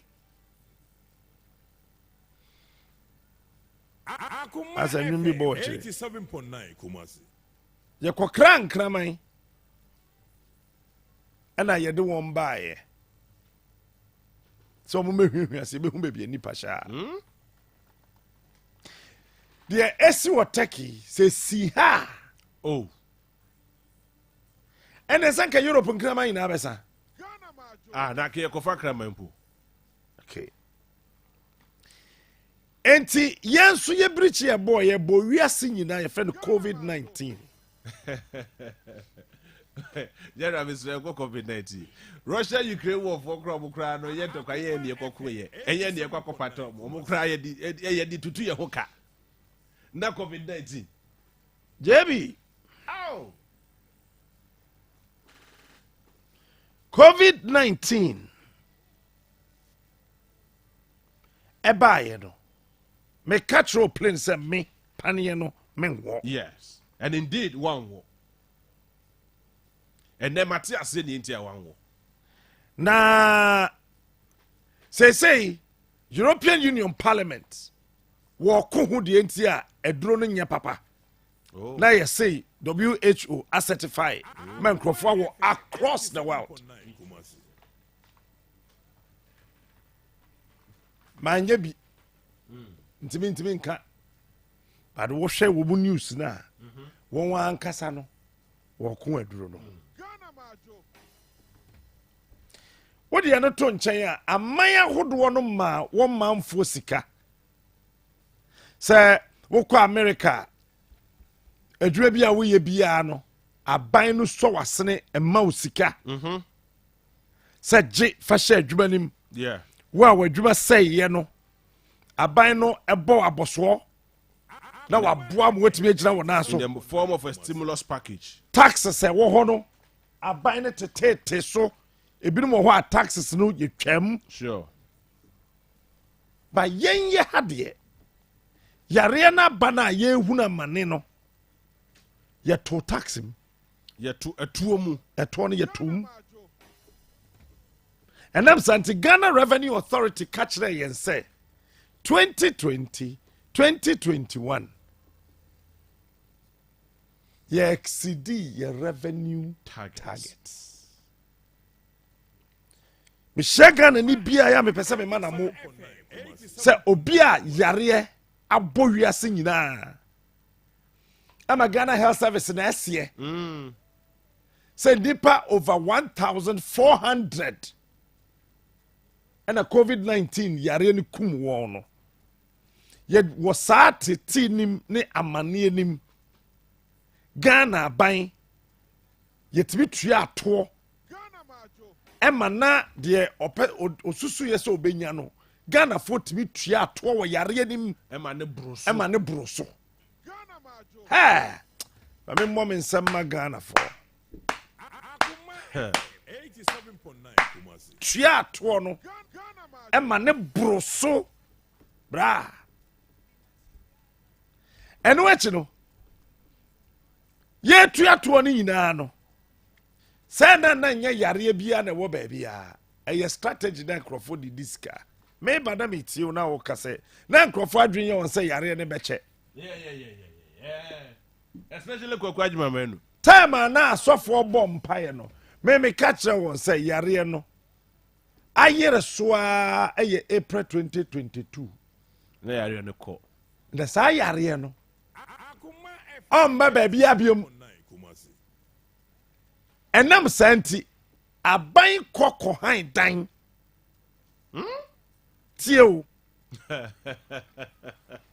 wabra na yɛ president say obesisi yes. ɛdan ni bi Isolation centers are hold osisi isolation centers na wasi hospitals no aban fa sika kɔhan dan sɛ yɛde hɔ bɛyɛ isolation center 15 years. No, or the 15 million. 15 million Ghana cedis. Akwa dan. Yɛwie yɛ no, saa dan na yɛse yɛkɔ renovate a, yɛde 25 million. Ɛne yɛde kɔyɛ saa dan no renovation. Pacho. Yɛ renovate dan no yɛde yɛdan. Still isolation center na.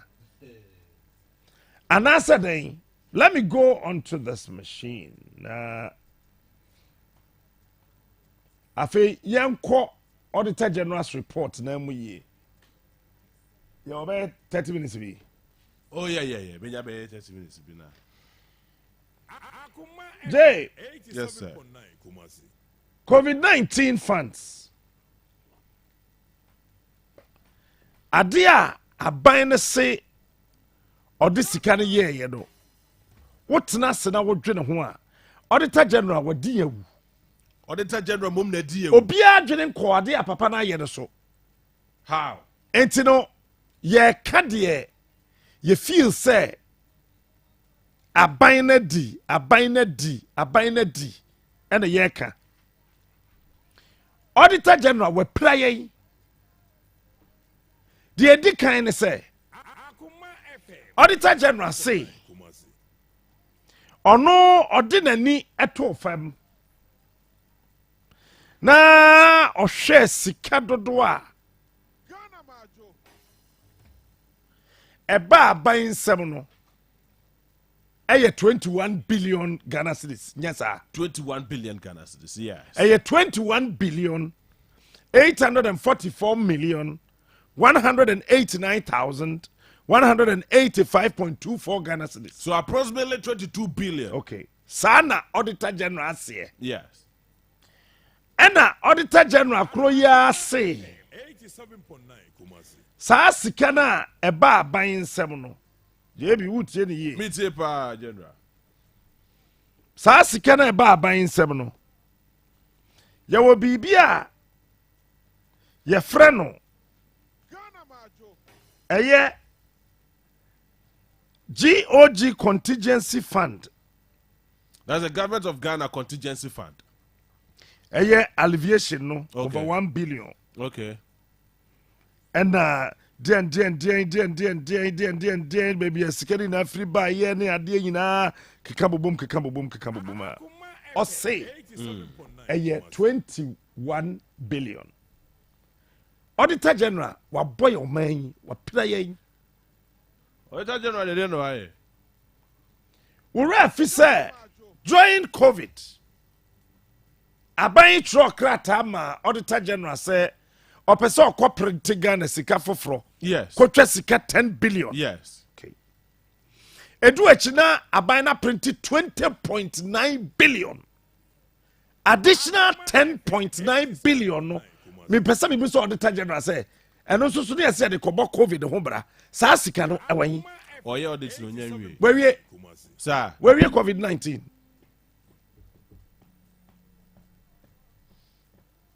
Maybe sa Auditor General. Say saa sika no 10.9 billion. You try ma ne broso. Ada na wan fa saa sika no anka ho.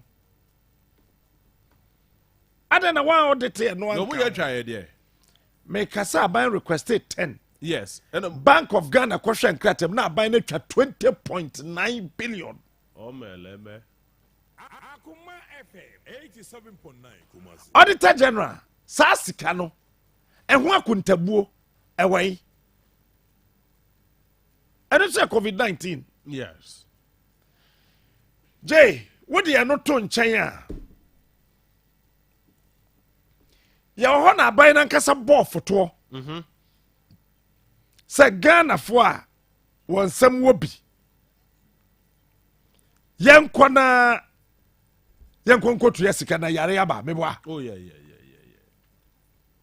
saa over 200 million Ghana cedis no saa nkontae a auditor general buu yei no saa sika no ɛnka ho Ebisa Ken Oforiata. dabi wobisa ken ɛnyɛ yie ken waspendi sika wona woseɛ sɛ woyɛ auditor general wobɛbu akontaa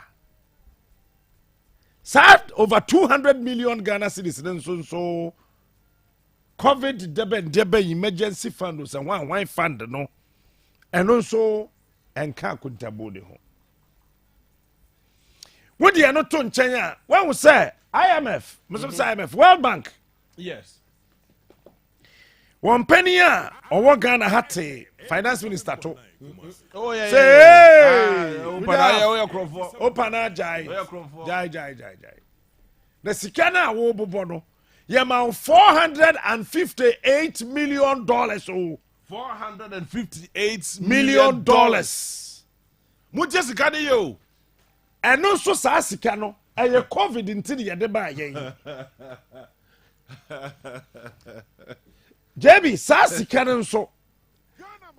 Auditor General amfa nka saa akontabuo 21.8 billion ihu. Oh, well, me read this. The documents be. Almost over the BTF free SHS. Dabi yendru ho.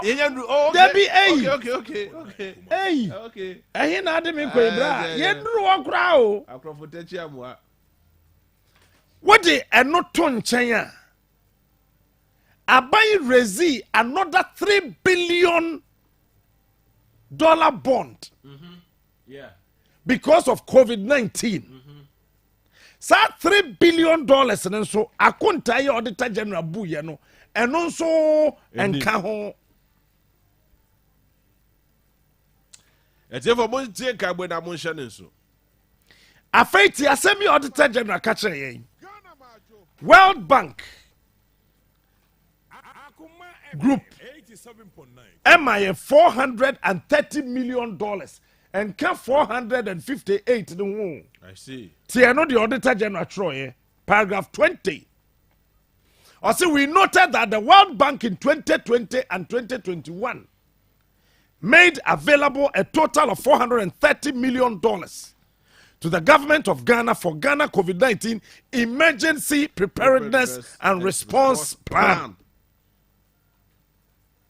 Afetie.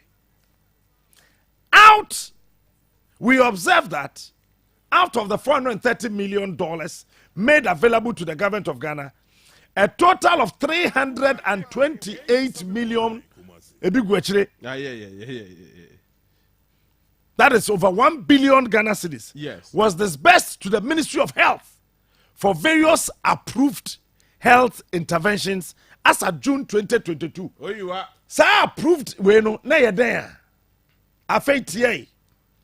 Our audit disclosed that the amount of $328,568,618 disbursed to the Ministry of Health was utilized on medical equipment.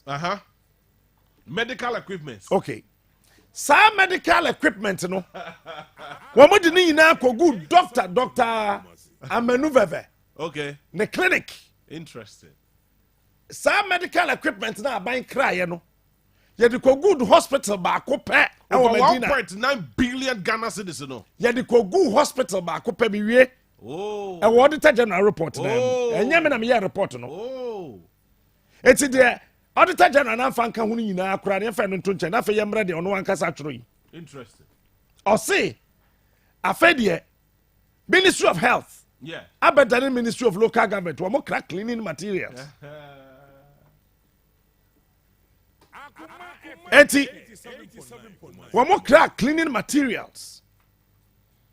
Medicine, consultancy, storage facility for the vaccines and deployment, life insurance, construction mayor.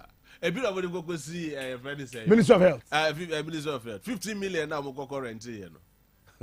I'm renting 25 years and I'm spending 20 million. Leasing and renting of treatment and isolation centers. After me, ha, asam kese ba koso BBC Auditor General. When you say Ghana for na nefia brochire ba no. Yes. So who you su Ghana passport ah? Yeah. Aban ma wutua Utua kakrebi. Yes. But so wo ye Ghana ni mpo na ukuta foreign passport ah. Wutua full. Yeah. Sa sika no so wo hen. Much ready. Afeti, we noted that the amount received was utilized on liability management. District Assembly Common Fund fourth quarter allocation. Yes, see, I've had the COVID scenario the kotua. District Assembly's Common Fund. The fourth quarter of the District Assembly Common Fund. COVID is Sikano. Oh. You see, when we say this government, who say? I am a so sambre in scale. Oh yeah, yeah. That's about $1 billion US dollars. What's it about? $1 billion US. $1 billion US dollars. First tranche, one. Any IMF. Wow. Later, no, IMF some money over $780 million. Apart from the $1 billion US dollars. It's a JB Shadi, who pay 3 billion. Every IMF home. 2021, $1.7 billion because of COVID-19. Not too far from currency. And 1 billion a can buy, no, that I don't call Ghana Sikemwa. And 5 billion. 566,676,162 Ghana cedis. Affect ye. Ghana by say. Auditor General SU Obuamebua or say paragraph 23. Or say we observe that the government of Ghana received that 1 billion on 22nd April 2020 from the International Monetary Fund to support the 2020 budget. The Edikan say, Aban we yanka so de yakwa IMF Honda da kwadi bibi da. Edika kwa Jessica free IMF ho e da support ye budget. Afeti ye. Hey. Sa sika no was utilized on liability management. Remember Bechirem? District Assembly Common Fund fourth quarter allocation. Fourth quarter by year by fourth quarter. Is it 2020, 2021 or 2022 fourth quarter? Yanyan kwala. Oma blow cash, oma discano. 87.9. Napco.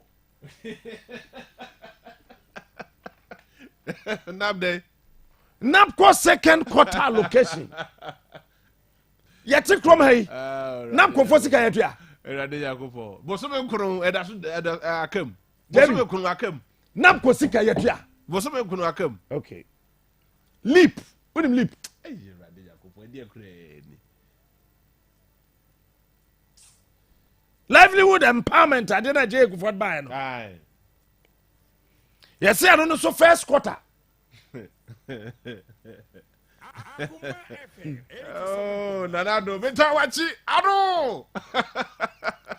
Afei de etwa wo kra wo bunu say. Yes, COVID sika no. Yeah, they call ye free years. And ye free SHS. Free SHS. Oh. 2019-2020 academic year. No, so Train. okay. Why how you mbetwa kuru? 2019. Yare no about 2019 ampa. But Ghana had 2019 na COVID ni ha. Yes. Make I pa 2019 na COVID ni ha. But 2020 after March, I think no. You will assess March and Chebia. 2019 na COVID in Ghana. Yeah, that's true.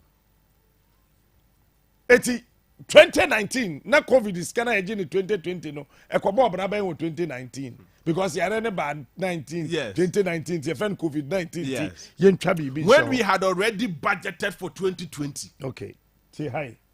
Yesi nsuo na monum ni free no me manum bi. me tɔ me nsuo me fie me am produce me nsuo Oh yeah. We are aware. waba me fie da We are aware pa. me ntwɛn Ghana water Ah. ana me boa Oni ni asem. me ne Ghana water ni Oni asɛm baby, yeah. me ana me produce me Oh, nsuo yeah. me ana matɔ So nsuo papa check Ghana water for so. nsuo na motontɔn na abɔnten ha yi me nsuo no yɛ correct me ana me yɛ me nsuo me fie na me ame nom ti me manje bi time na covid buy na yɛ say Crawford son kanea free no me kanea sa me kwade me tɔ no ɛnoa na me tɔ aban sɛ ɔde ɛno na tua bi afei hwɛ adeɛ baako bi wɔ ha capitalization of the National Development Bank of Ghana aban say we be a bank foforo tie saa bank na wɔ he na yɛde saa sika yi $1 billion na ɛbaeɛ no yɛde mu more than fa akɔsi bank a yɛfrɛ no National Development Bank of Ghana Ewe. mpatwɔ esi he So na won cry. Ebia na won cry. Yenim okumase. afei construction and completion of 88 district hospitals Trisro. aha pacho yenyi completion in film sɛ yɛka sɛ wa construct biribi a construction of 88 district hospitals pacho covid ba yi hospital bɛn ne yɛhyɛ aseɛ Agenda. Ah, yeah, yeah. Agenda 111. Yeguso ye. and 7 regional E hospitals ka ho 88 ne ka ho a. with the 88 now the 7 regional Eso hospitals mu yom de aha. Ne ye de bia ka. yɛsɛ yɛde saa covid scan no kɔyɛɛ no bi Aye. afei tie ha Ghana card report wɛnyɛ me na meyɛɛ yɛ o David ɔsa wo sere saa document wei no ɛnyɛ me na me prepare yo ɛyɛ auditor general aban wei abɔ ne din aban wei pam dɔmlefo no na ɔkɔfa auditor general wei baeɛ auditor general sɛ ɔkɔhwɛ book mu no aban ne se Ghana card na ekuta yɛ no Professor Atefa. Kenatefa da no wɔn kɔɔ parliament ɛkɔkɔgye loan 1.5 billion Ghana cedis no 15 billion Yes. sɛ wɔn de yɛ Ghana card ma sika na ba eti Ghana ni bia benya Ghana card no saa Ghana card loan na yɛkɔgye yɛ ni na sika na he ɛma afei deɛ yɛse covid sika na ɛba Ghana no ɛno na yɛde yɛ Ghana card Hey. JB I just said no mo Jesus bia covid na nkoda. Akrofo beni. JB me catch kyerɛ wo sɛ Bank of Ghana ɛma aban no kɔtwa 10 billion Ghana cedis Yes. paragraph 25 Yes. utilization of Bank of Ghana COVID-19 bonds Na say omonye sika na wie but the kwa mo fa so di sika no. E na auditor general ba be catch the Ghana for. Come to them koi. where ye transfer o. a Bank of Ghana transfer 10 billion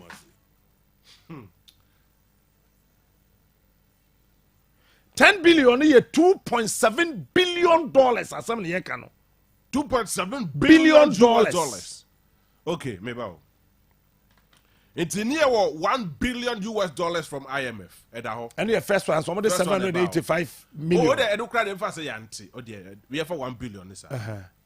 And yes, 2.7 billion US dollars. Yes. A Ghana government. Who converted 10 billion as of that time now. You are buy any dollar city rate, exchange rate. Okay, now. boom one. They are 3.7 billion. Okay. But if it's a World Bank, so ma obi so that and so. And you near time your chance in the Enti Bank of Ghana nkoano apart from say buying the cash so okotwa 10 okotwa 20.9 no. What the Bank of Ghana transfer ne ka ho a Bank of Ghana ma ban we kwan spend 30.9 billion Ghana cedis. 30.9 billion. Because what's okotwa 10 and okotwa 20.9. Yes. Na Bank of Ghana sa transfer another 10 billion pay was so. Entity the Auditor General paragraph 25.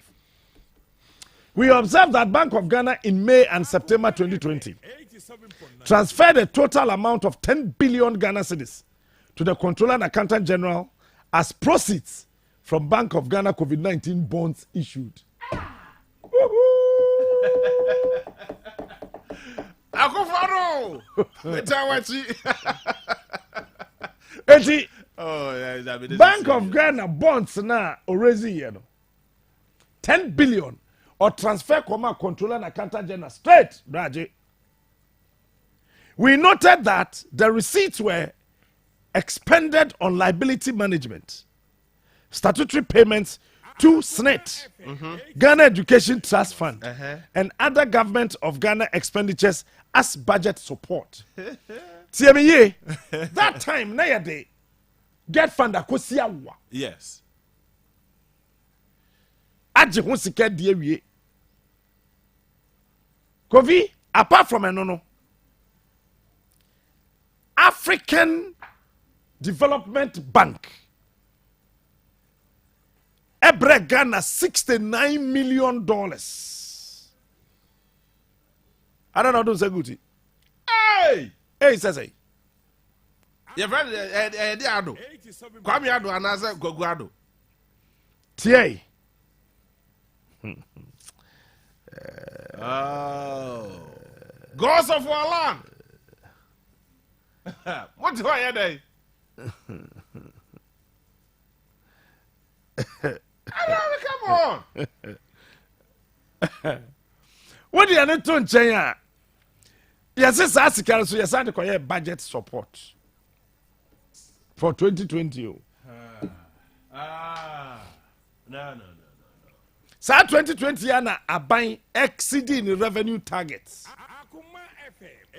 Kofi, Mr. Kofi, JB, European Union first tranche of Sike buy was 84 million euros.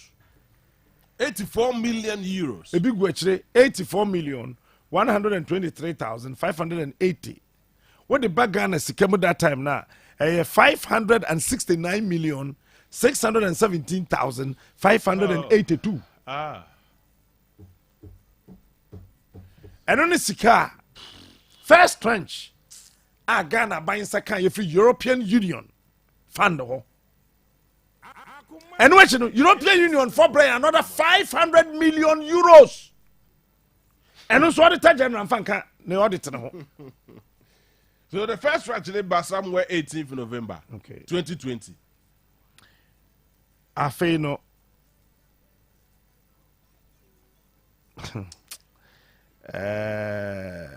Out of the 21 billion mobilized.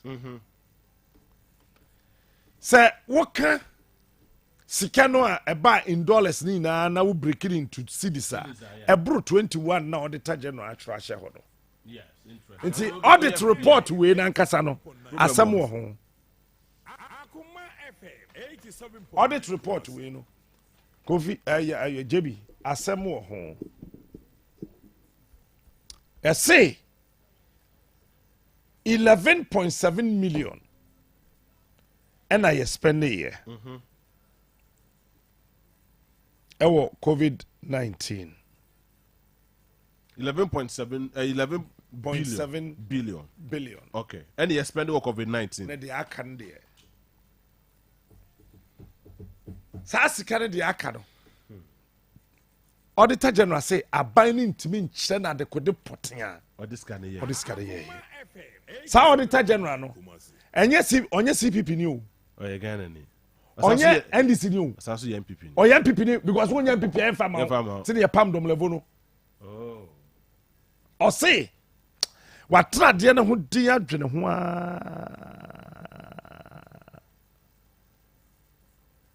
Ade na amvoin. Aban ni hu ade a. O de sa sika na ye. Eho. And Auditor General de be ka chen say. Ministry of Health led by Honorable Kwaku Agyeman. You call him honorable? I mean, can say. That be funny, did Kwaku Agyeman. Honorable Ben was for $120 million. So, Kokra, Endro, Tio,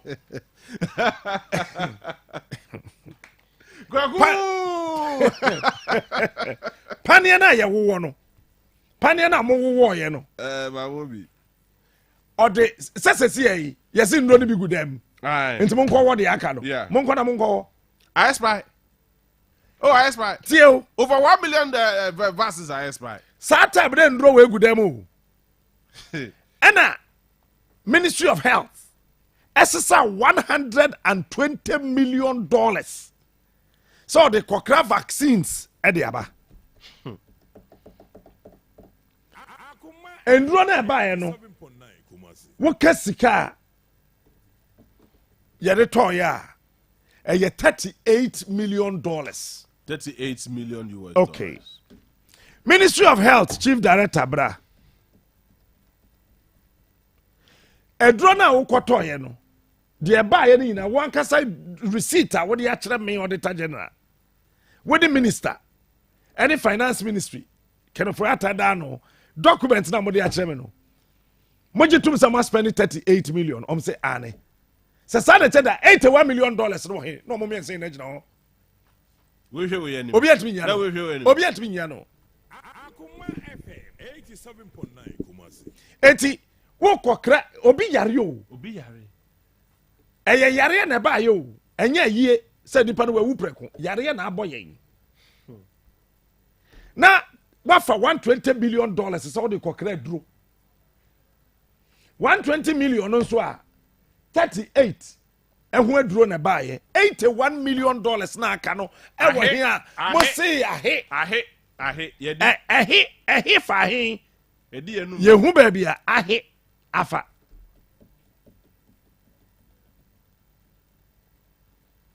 Akoma FM Oh. 87.9 Kumasi. The ministry without the approval of the Central Tender Review Committee TDA Almost at the way that way. Tender review committee. Oh, without the approval increase the cost of 5 contracts with total contract sum of 24 million Ghana cedis.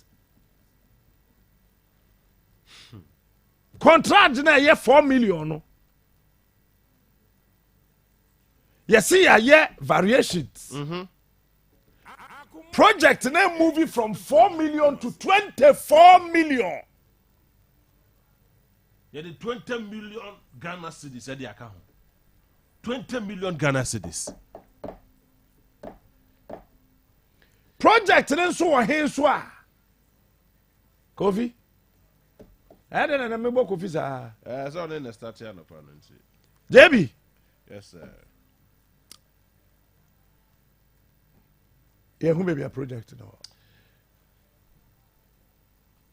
The Ministry of Health entered into a 25-year finance lease agreement at a total lease of 15 million in 2020 to be used as a holding and isolation center in Adaklu in the Volta region. Adaklu In the Volta region. Je kwa kwesi wi o hono Arabeboa. What a train. Okay, what that was. The works we noted included remodeling the existing buildings to be used as holding The existing buildings, as I as said, that holding, is what that. And your current. treatment and isolation centers, but could not use the facility for the intended purpose, which resulted in additional cost of 20 million. Akoma FM 87.9 Auditor General way Nana Adona appointed no or say ni wiase oba yo hu amambo esem bia te se we da e woni auditing career mu so oba ye auditor wodi wiase oba ye ne se abai timi tena ase efa sika 15 million what they kwa he o se me kwa adakulu adan bi sisi wo te me ko han adan e wa adakulu enipa do say na voter regional omunya COVID-19 Oh, so COVID-19 ke betina hodo mo ache. eti Akoma FM watam saa sika no boom e de ama won say wonje ye de ko han dan JB say me behind wo dan 15 million Ghana cedis a me wi ana maka cho say 50 million di e de ama won ba metua dan ne ka ma wa wi no me ba me wo say won to tiles wa ha me wo say ha wo penti eti 50 million nechi no masa kɔpɛ 20.3 million Ghana cedis sɛ mede kɔsiesie dan no wɔabrɛ ne yɛpɛ sika si agenda 111 Agenda nado. And then the go menu. JB 15 plus 20 35. 35. Yɛde 35 million Ghana cedis no akɔwura saa adan no mu a auditor general say ne wiase ɔba yɛ ɔyɛ auditor ɔnte asɛm wɔ bi da saa adan no yɛ wie yi o sɛ yɛ wie o adan no si hɔ ade yɛ sɛ yɛde bɛyɛ no ɛno a yɛamfa nyɛ sika no so wɔ he a That could not use the facility for the intended purpose. And you have a so sad daklo. ɛsisi hɔ sɛ fie wura wa rent ne dan a me na sima gyim sika Oh. Go ajima menu. tie buffer stock Come to the FNC. time na so Oh, aso time naso. Anyway. So on my 30 minutes. Oh yeah, near to for so nim ko kakra. JB. Because I can say DH there. Because by this time, Kwakwajima Manu had the South Ministry. By this time, na keso muyi Ghana for ano. Nyomudi seska we na ye. Finance Minister, and then the ministry. They are cheap mafias. Yeah, my main kind we no mau. Paragraph 37. Also, we noted during our review that between April 2020 and September 2020, the National Food Buffer Stock Company, NAFCO, received 3 payments totaling 42,237,770 Ghana cedis, 42 million. And here 420 billion. 420 billion. However, we noted that way bills from the various institutions amounted to 40 million, resulting in an over-invoicing. This is a criminal offense. Over-invoicing. Of 1.4 million. Jesus Christ. We recommend to the CEO of the National Food Buffer Stock Company to refund. To refund. Overgoing. Or refund going. Nasa what auditor general George. Adi wedi. Wedi adas. Way bill. Ekotua ho tight. Wedi adas ekotua ho tight. You see, they thought that COVID-19 better now for the next 10 years. It's yempa kwa bi so yemfa so wi Ghana for. Ministry of Finance. Akoma FM 87.9 Kumasi. Ministry of Finance in Yaskapa. Ministry of Finance received a total of 700 and say my ministry biasika. Yeah. Ministry of Finance now or Jessica Or the other. or the year COVID-19. Or the other. 749 million. Let's just say 7.4 trillion. Yeah. 17,632.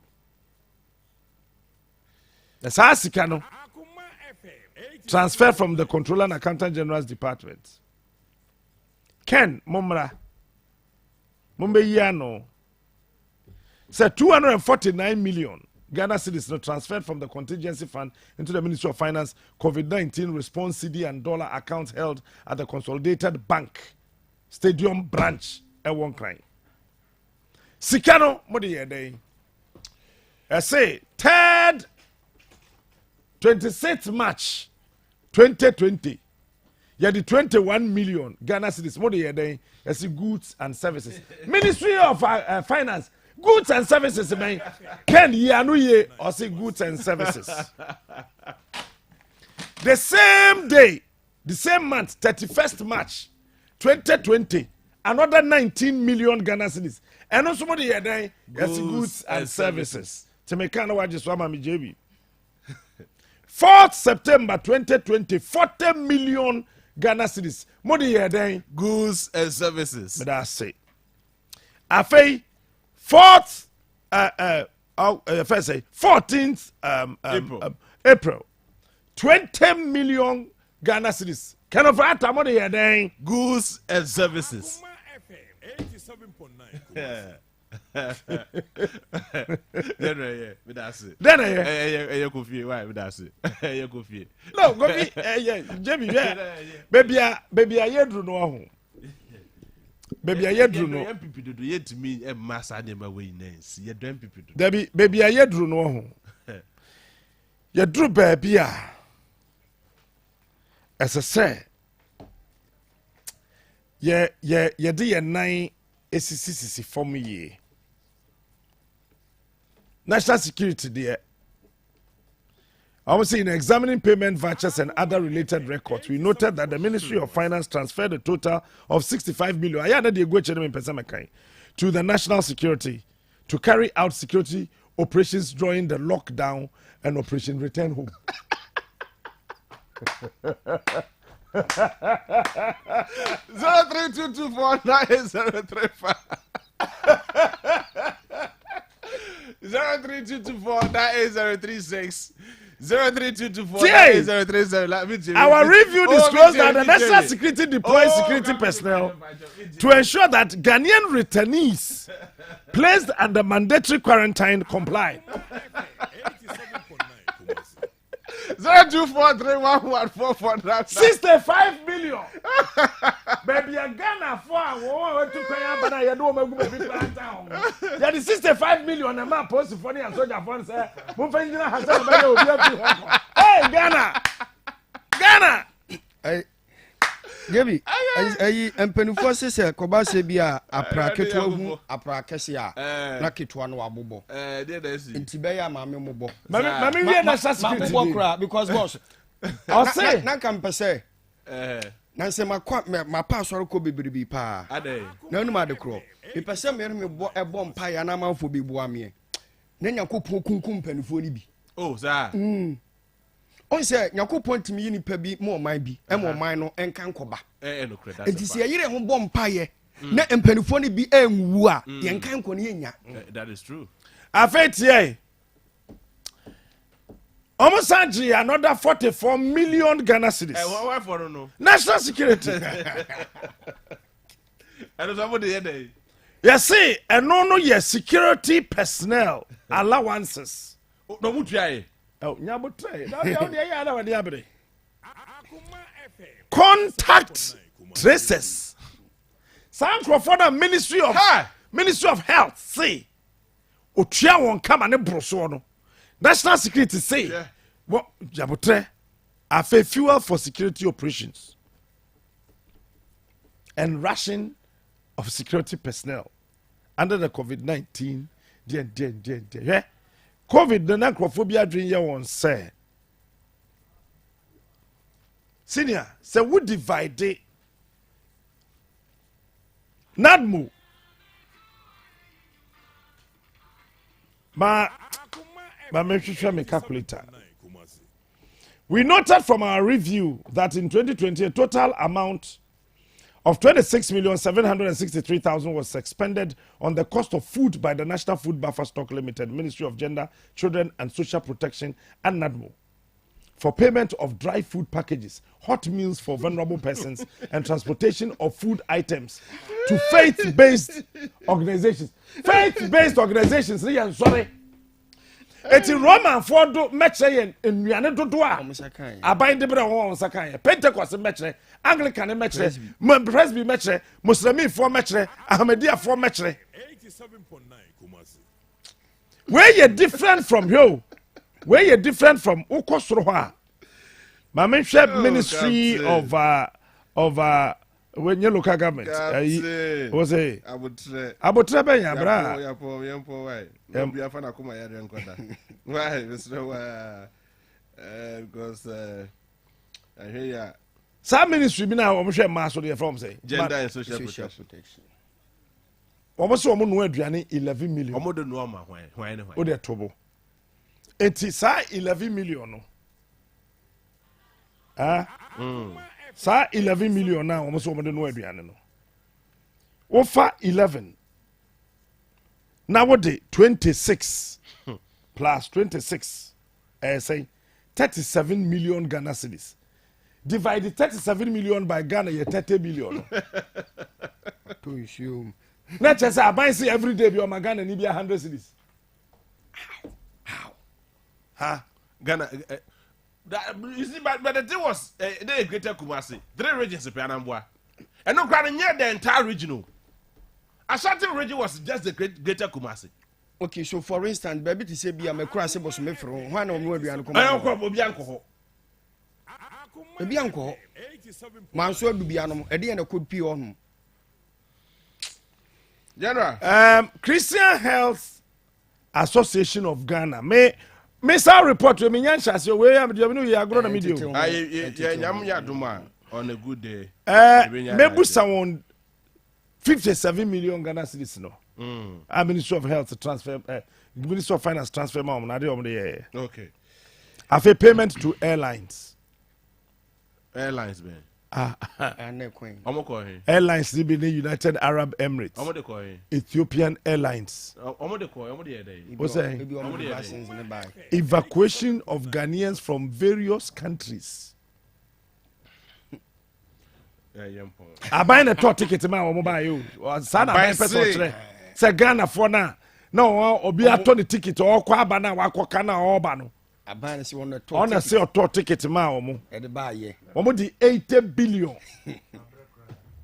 What's the why they? Unyamre Ashanti Regional Coordinating Council. Cyber say me inside down. One says Asika na be buy no mo chema. Parliamentary candidate, yes, no. Yes. As an Rigu, Aye. my many dear no.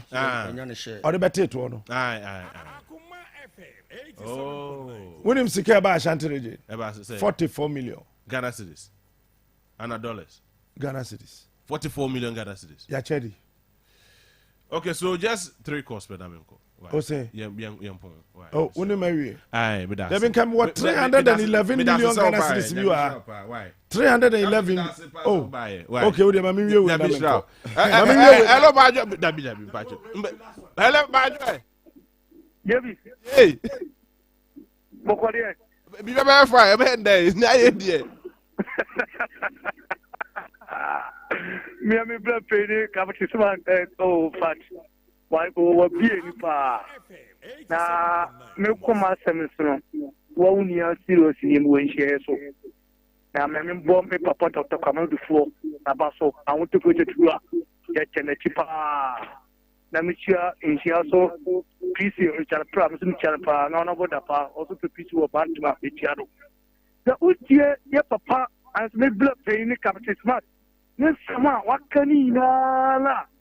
It's a pen of for why I got fabro. Why I got a fabro? Oh, say, your papa before the catch a gun for say, young trouble more beer. Yes, son, you both know. You see, no, the pen of for all the same beer, you know. The two say, that is something of a father of cotton to my president, you know, on Tinaka Gavin won't try it. Oh, come get bigger for. Don't say COVID-19. Yeah, for to go. What can you? Who you ever catch a girl for say? Never some young kid was it. You can't watch a year. But say, hello, my dear. Yes, sir. When you? But I'm going to say, Yami didn't hear now, sir. Yami, papa. Monsieur, I do not make a question for my guy. Are they? If you come over, bossy, she'll make a 4 per video. Akoma FM 87.9. But you're not, bro. This is your first a Kufuado. One of my first a Kim Cocos. If you come with parts, you have a big gun and some. You can say sorry. I see to get who I talk or I am a good talk of public here. Hey, let's go to what is saying. I could want to only almost on my boy and I saw my son, Maquina. I asked him, hello, my dear. Yaja papa. When you? Me di Daniel me kasafe Adam Wafe. Daniel Maminti. Eddie can Maminti man papa. Captain Smart. In fact, from Aduma from Abepum, I always share me 30 years. Opening Miss Rawo. And I know Akoma Sports or Moka Sebi almost say Ghana. Yatumia says Kebi. 1.4 trillion. Into South Kenya now, Ghana and Kwakoji MF. Nti Kufado sisi no pese yenye den. Nanado sisi yenye ne den. Oh. She ka mu kan wasem. Ah. COVID-19. Ayai fosiko. Ya chedi kwa. Who betting? Hello, Maadwo. Yeah, JB. Yes, about you any. Acha Jamal ni kasati wa mate fabre. Ni kiaka pesman. Moni dima. Wedi wantana ka kra no wantire mun kanya sa mode mon ka. Beko. Why? Beko. Oh, no ko ne bere ni na. Me meko ho. Na to hono okay, unya huse atamte yana yiye juma na yantante na fiya no fani ya TV no. Ya visa mo be 7-8 na ya choso hapo. Wa wahalan ke yati na ni na. God, asante region de nyadia mo be tire mute. Baby no ma sho ni yete dia boni bi na kana aya akupa den go bi tie ka dia. Because when you can't say normal. Different things na you say nipa moja wo ni na ntimu ya de me hu bi do. So kan so on phone you know e kana no ye hu say be bia Yesu na eguso kan ne so be ya na no ye. 20 minutes o di bi ka ho. That's it. Hello, Maadwo, family. Yeah, Jebi. Yeah. You go di do. Na dia de abobuja. Jebi. Na me ndunye. Ye me ya ko school di Jebi. Ye be twa ba che am ye adwuma ma ba na di. Papa ese me wa kai ti Ghana. Ana di Jebi di je okura mpepe. 2000 kwa di aya di o Jebi. Jebi. Ghana. Na me so. Papa nyami shirao. Me da say. Ade for bofa che na ya accident your time. Na open aso na nani abre wo ho no mu ya kwaku friends e kwam na du jamfi. Na nani abre ne ho yo say ye fa black one call because wabu Ghana mraso. Kwaku du jam e kwam na du jamfi. Wa kwam to adamfo. Come to your way. Yes sorry ko. Final words I think say the next one is there you remember to how to say but on behalf of Ghana Maadwo team for the entire committee for the we are so grateful for your time this evening. Yeah, that's a pa. So bye. Jay. Yes, sir. Kumasi Captain Smart here. Photo so the come for that. Yakob misano Yakob Pentecost no. Na Yakob convention na sofo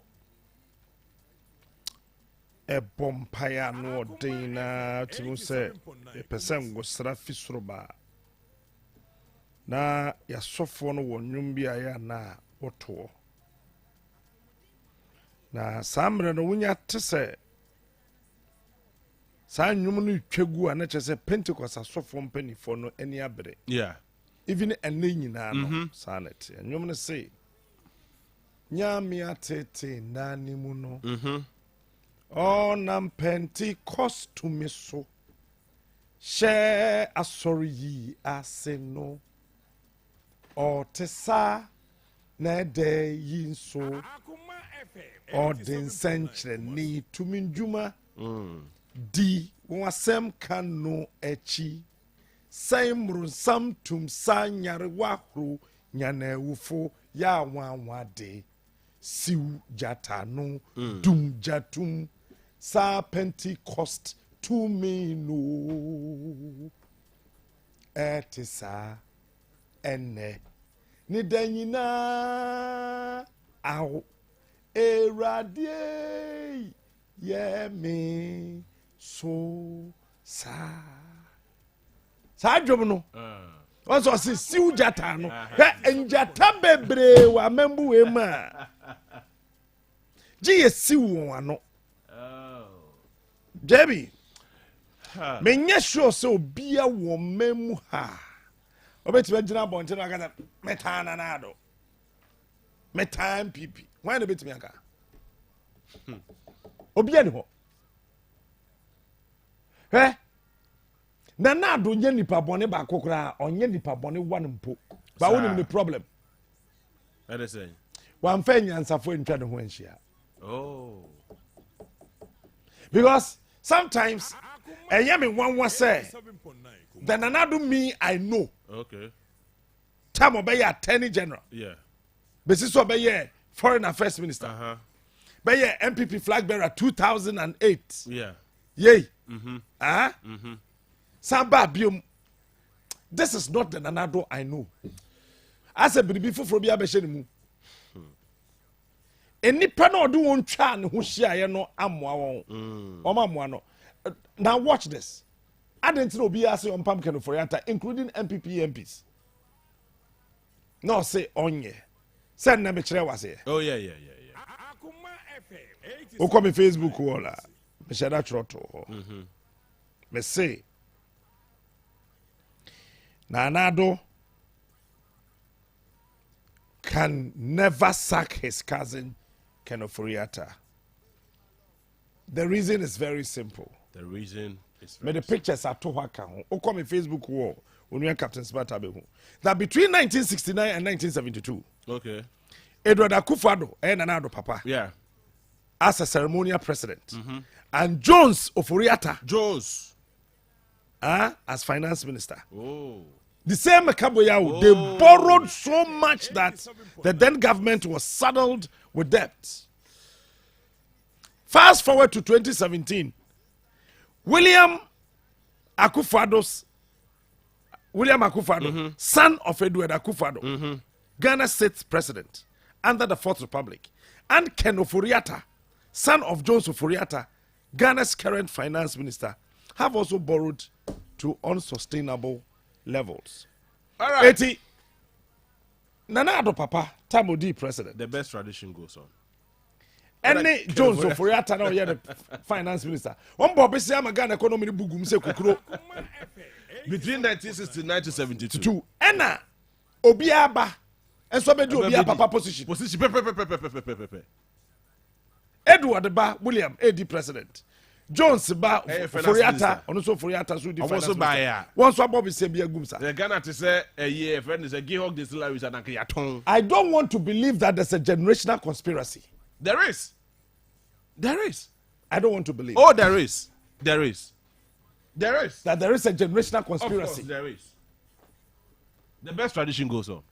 And I think that Nana Emmo Modena 87.9 Kumasi. Nipada, I don't want Guna by anymore. I think they are not helping him. Oh, young boy. May I say. On this note, Captain General, may I say, Ghana Maadwo team ni naso edawase. Belucci, I'm grateful for your time this morning. Oh yeah. Nyambo channel pa. Can't be free Nyambo Friday. Anna. Yeah, you betcha. Munche kakranka. Yeah, you betcha. Na say you chair in here. Aye. Sena is also all the research work at the my. You put say be Oh no, Pastor be preaching. I saw for. Yeah, Pastor be preaching. Pastor Ba. Aye. I'm Pastor Mrana. Ojina chire din. Pastor Mekanya me se me mu hwam. Say ntimi nsachira. Say kind of a two padafo. Ye ntimi nsachira. Menye sure say Ghana ni bia person sachira. Oh, you best sachira. Ewo better. And legend to me that say. We did the JB. I na do tell me I go for be at a person of frame. Who was Captain Smart? Me some person of frame. And your official me number. Me 0242. Me the amount. 23 2706. Okay, say the me the D amount. Oh yeah, Captain Smart. And I me JB. What they from Captain Smart Junior. Papa. One point ya launch dino. Ya me shira mu ina. Ya me tia mu ina ka. Bako. Bako.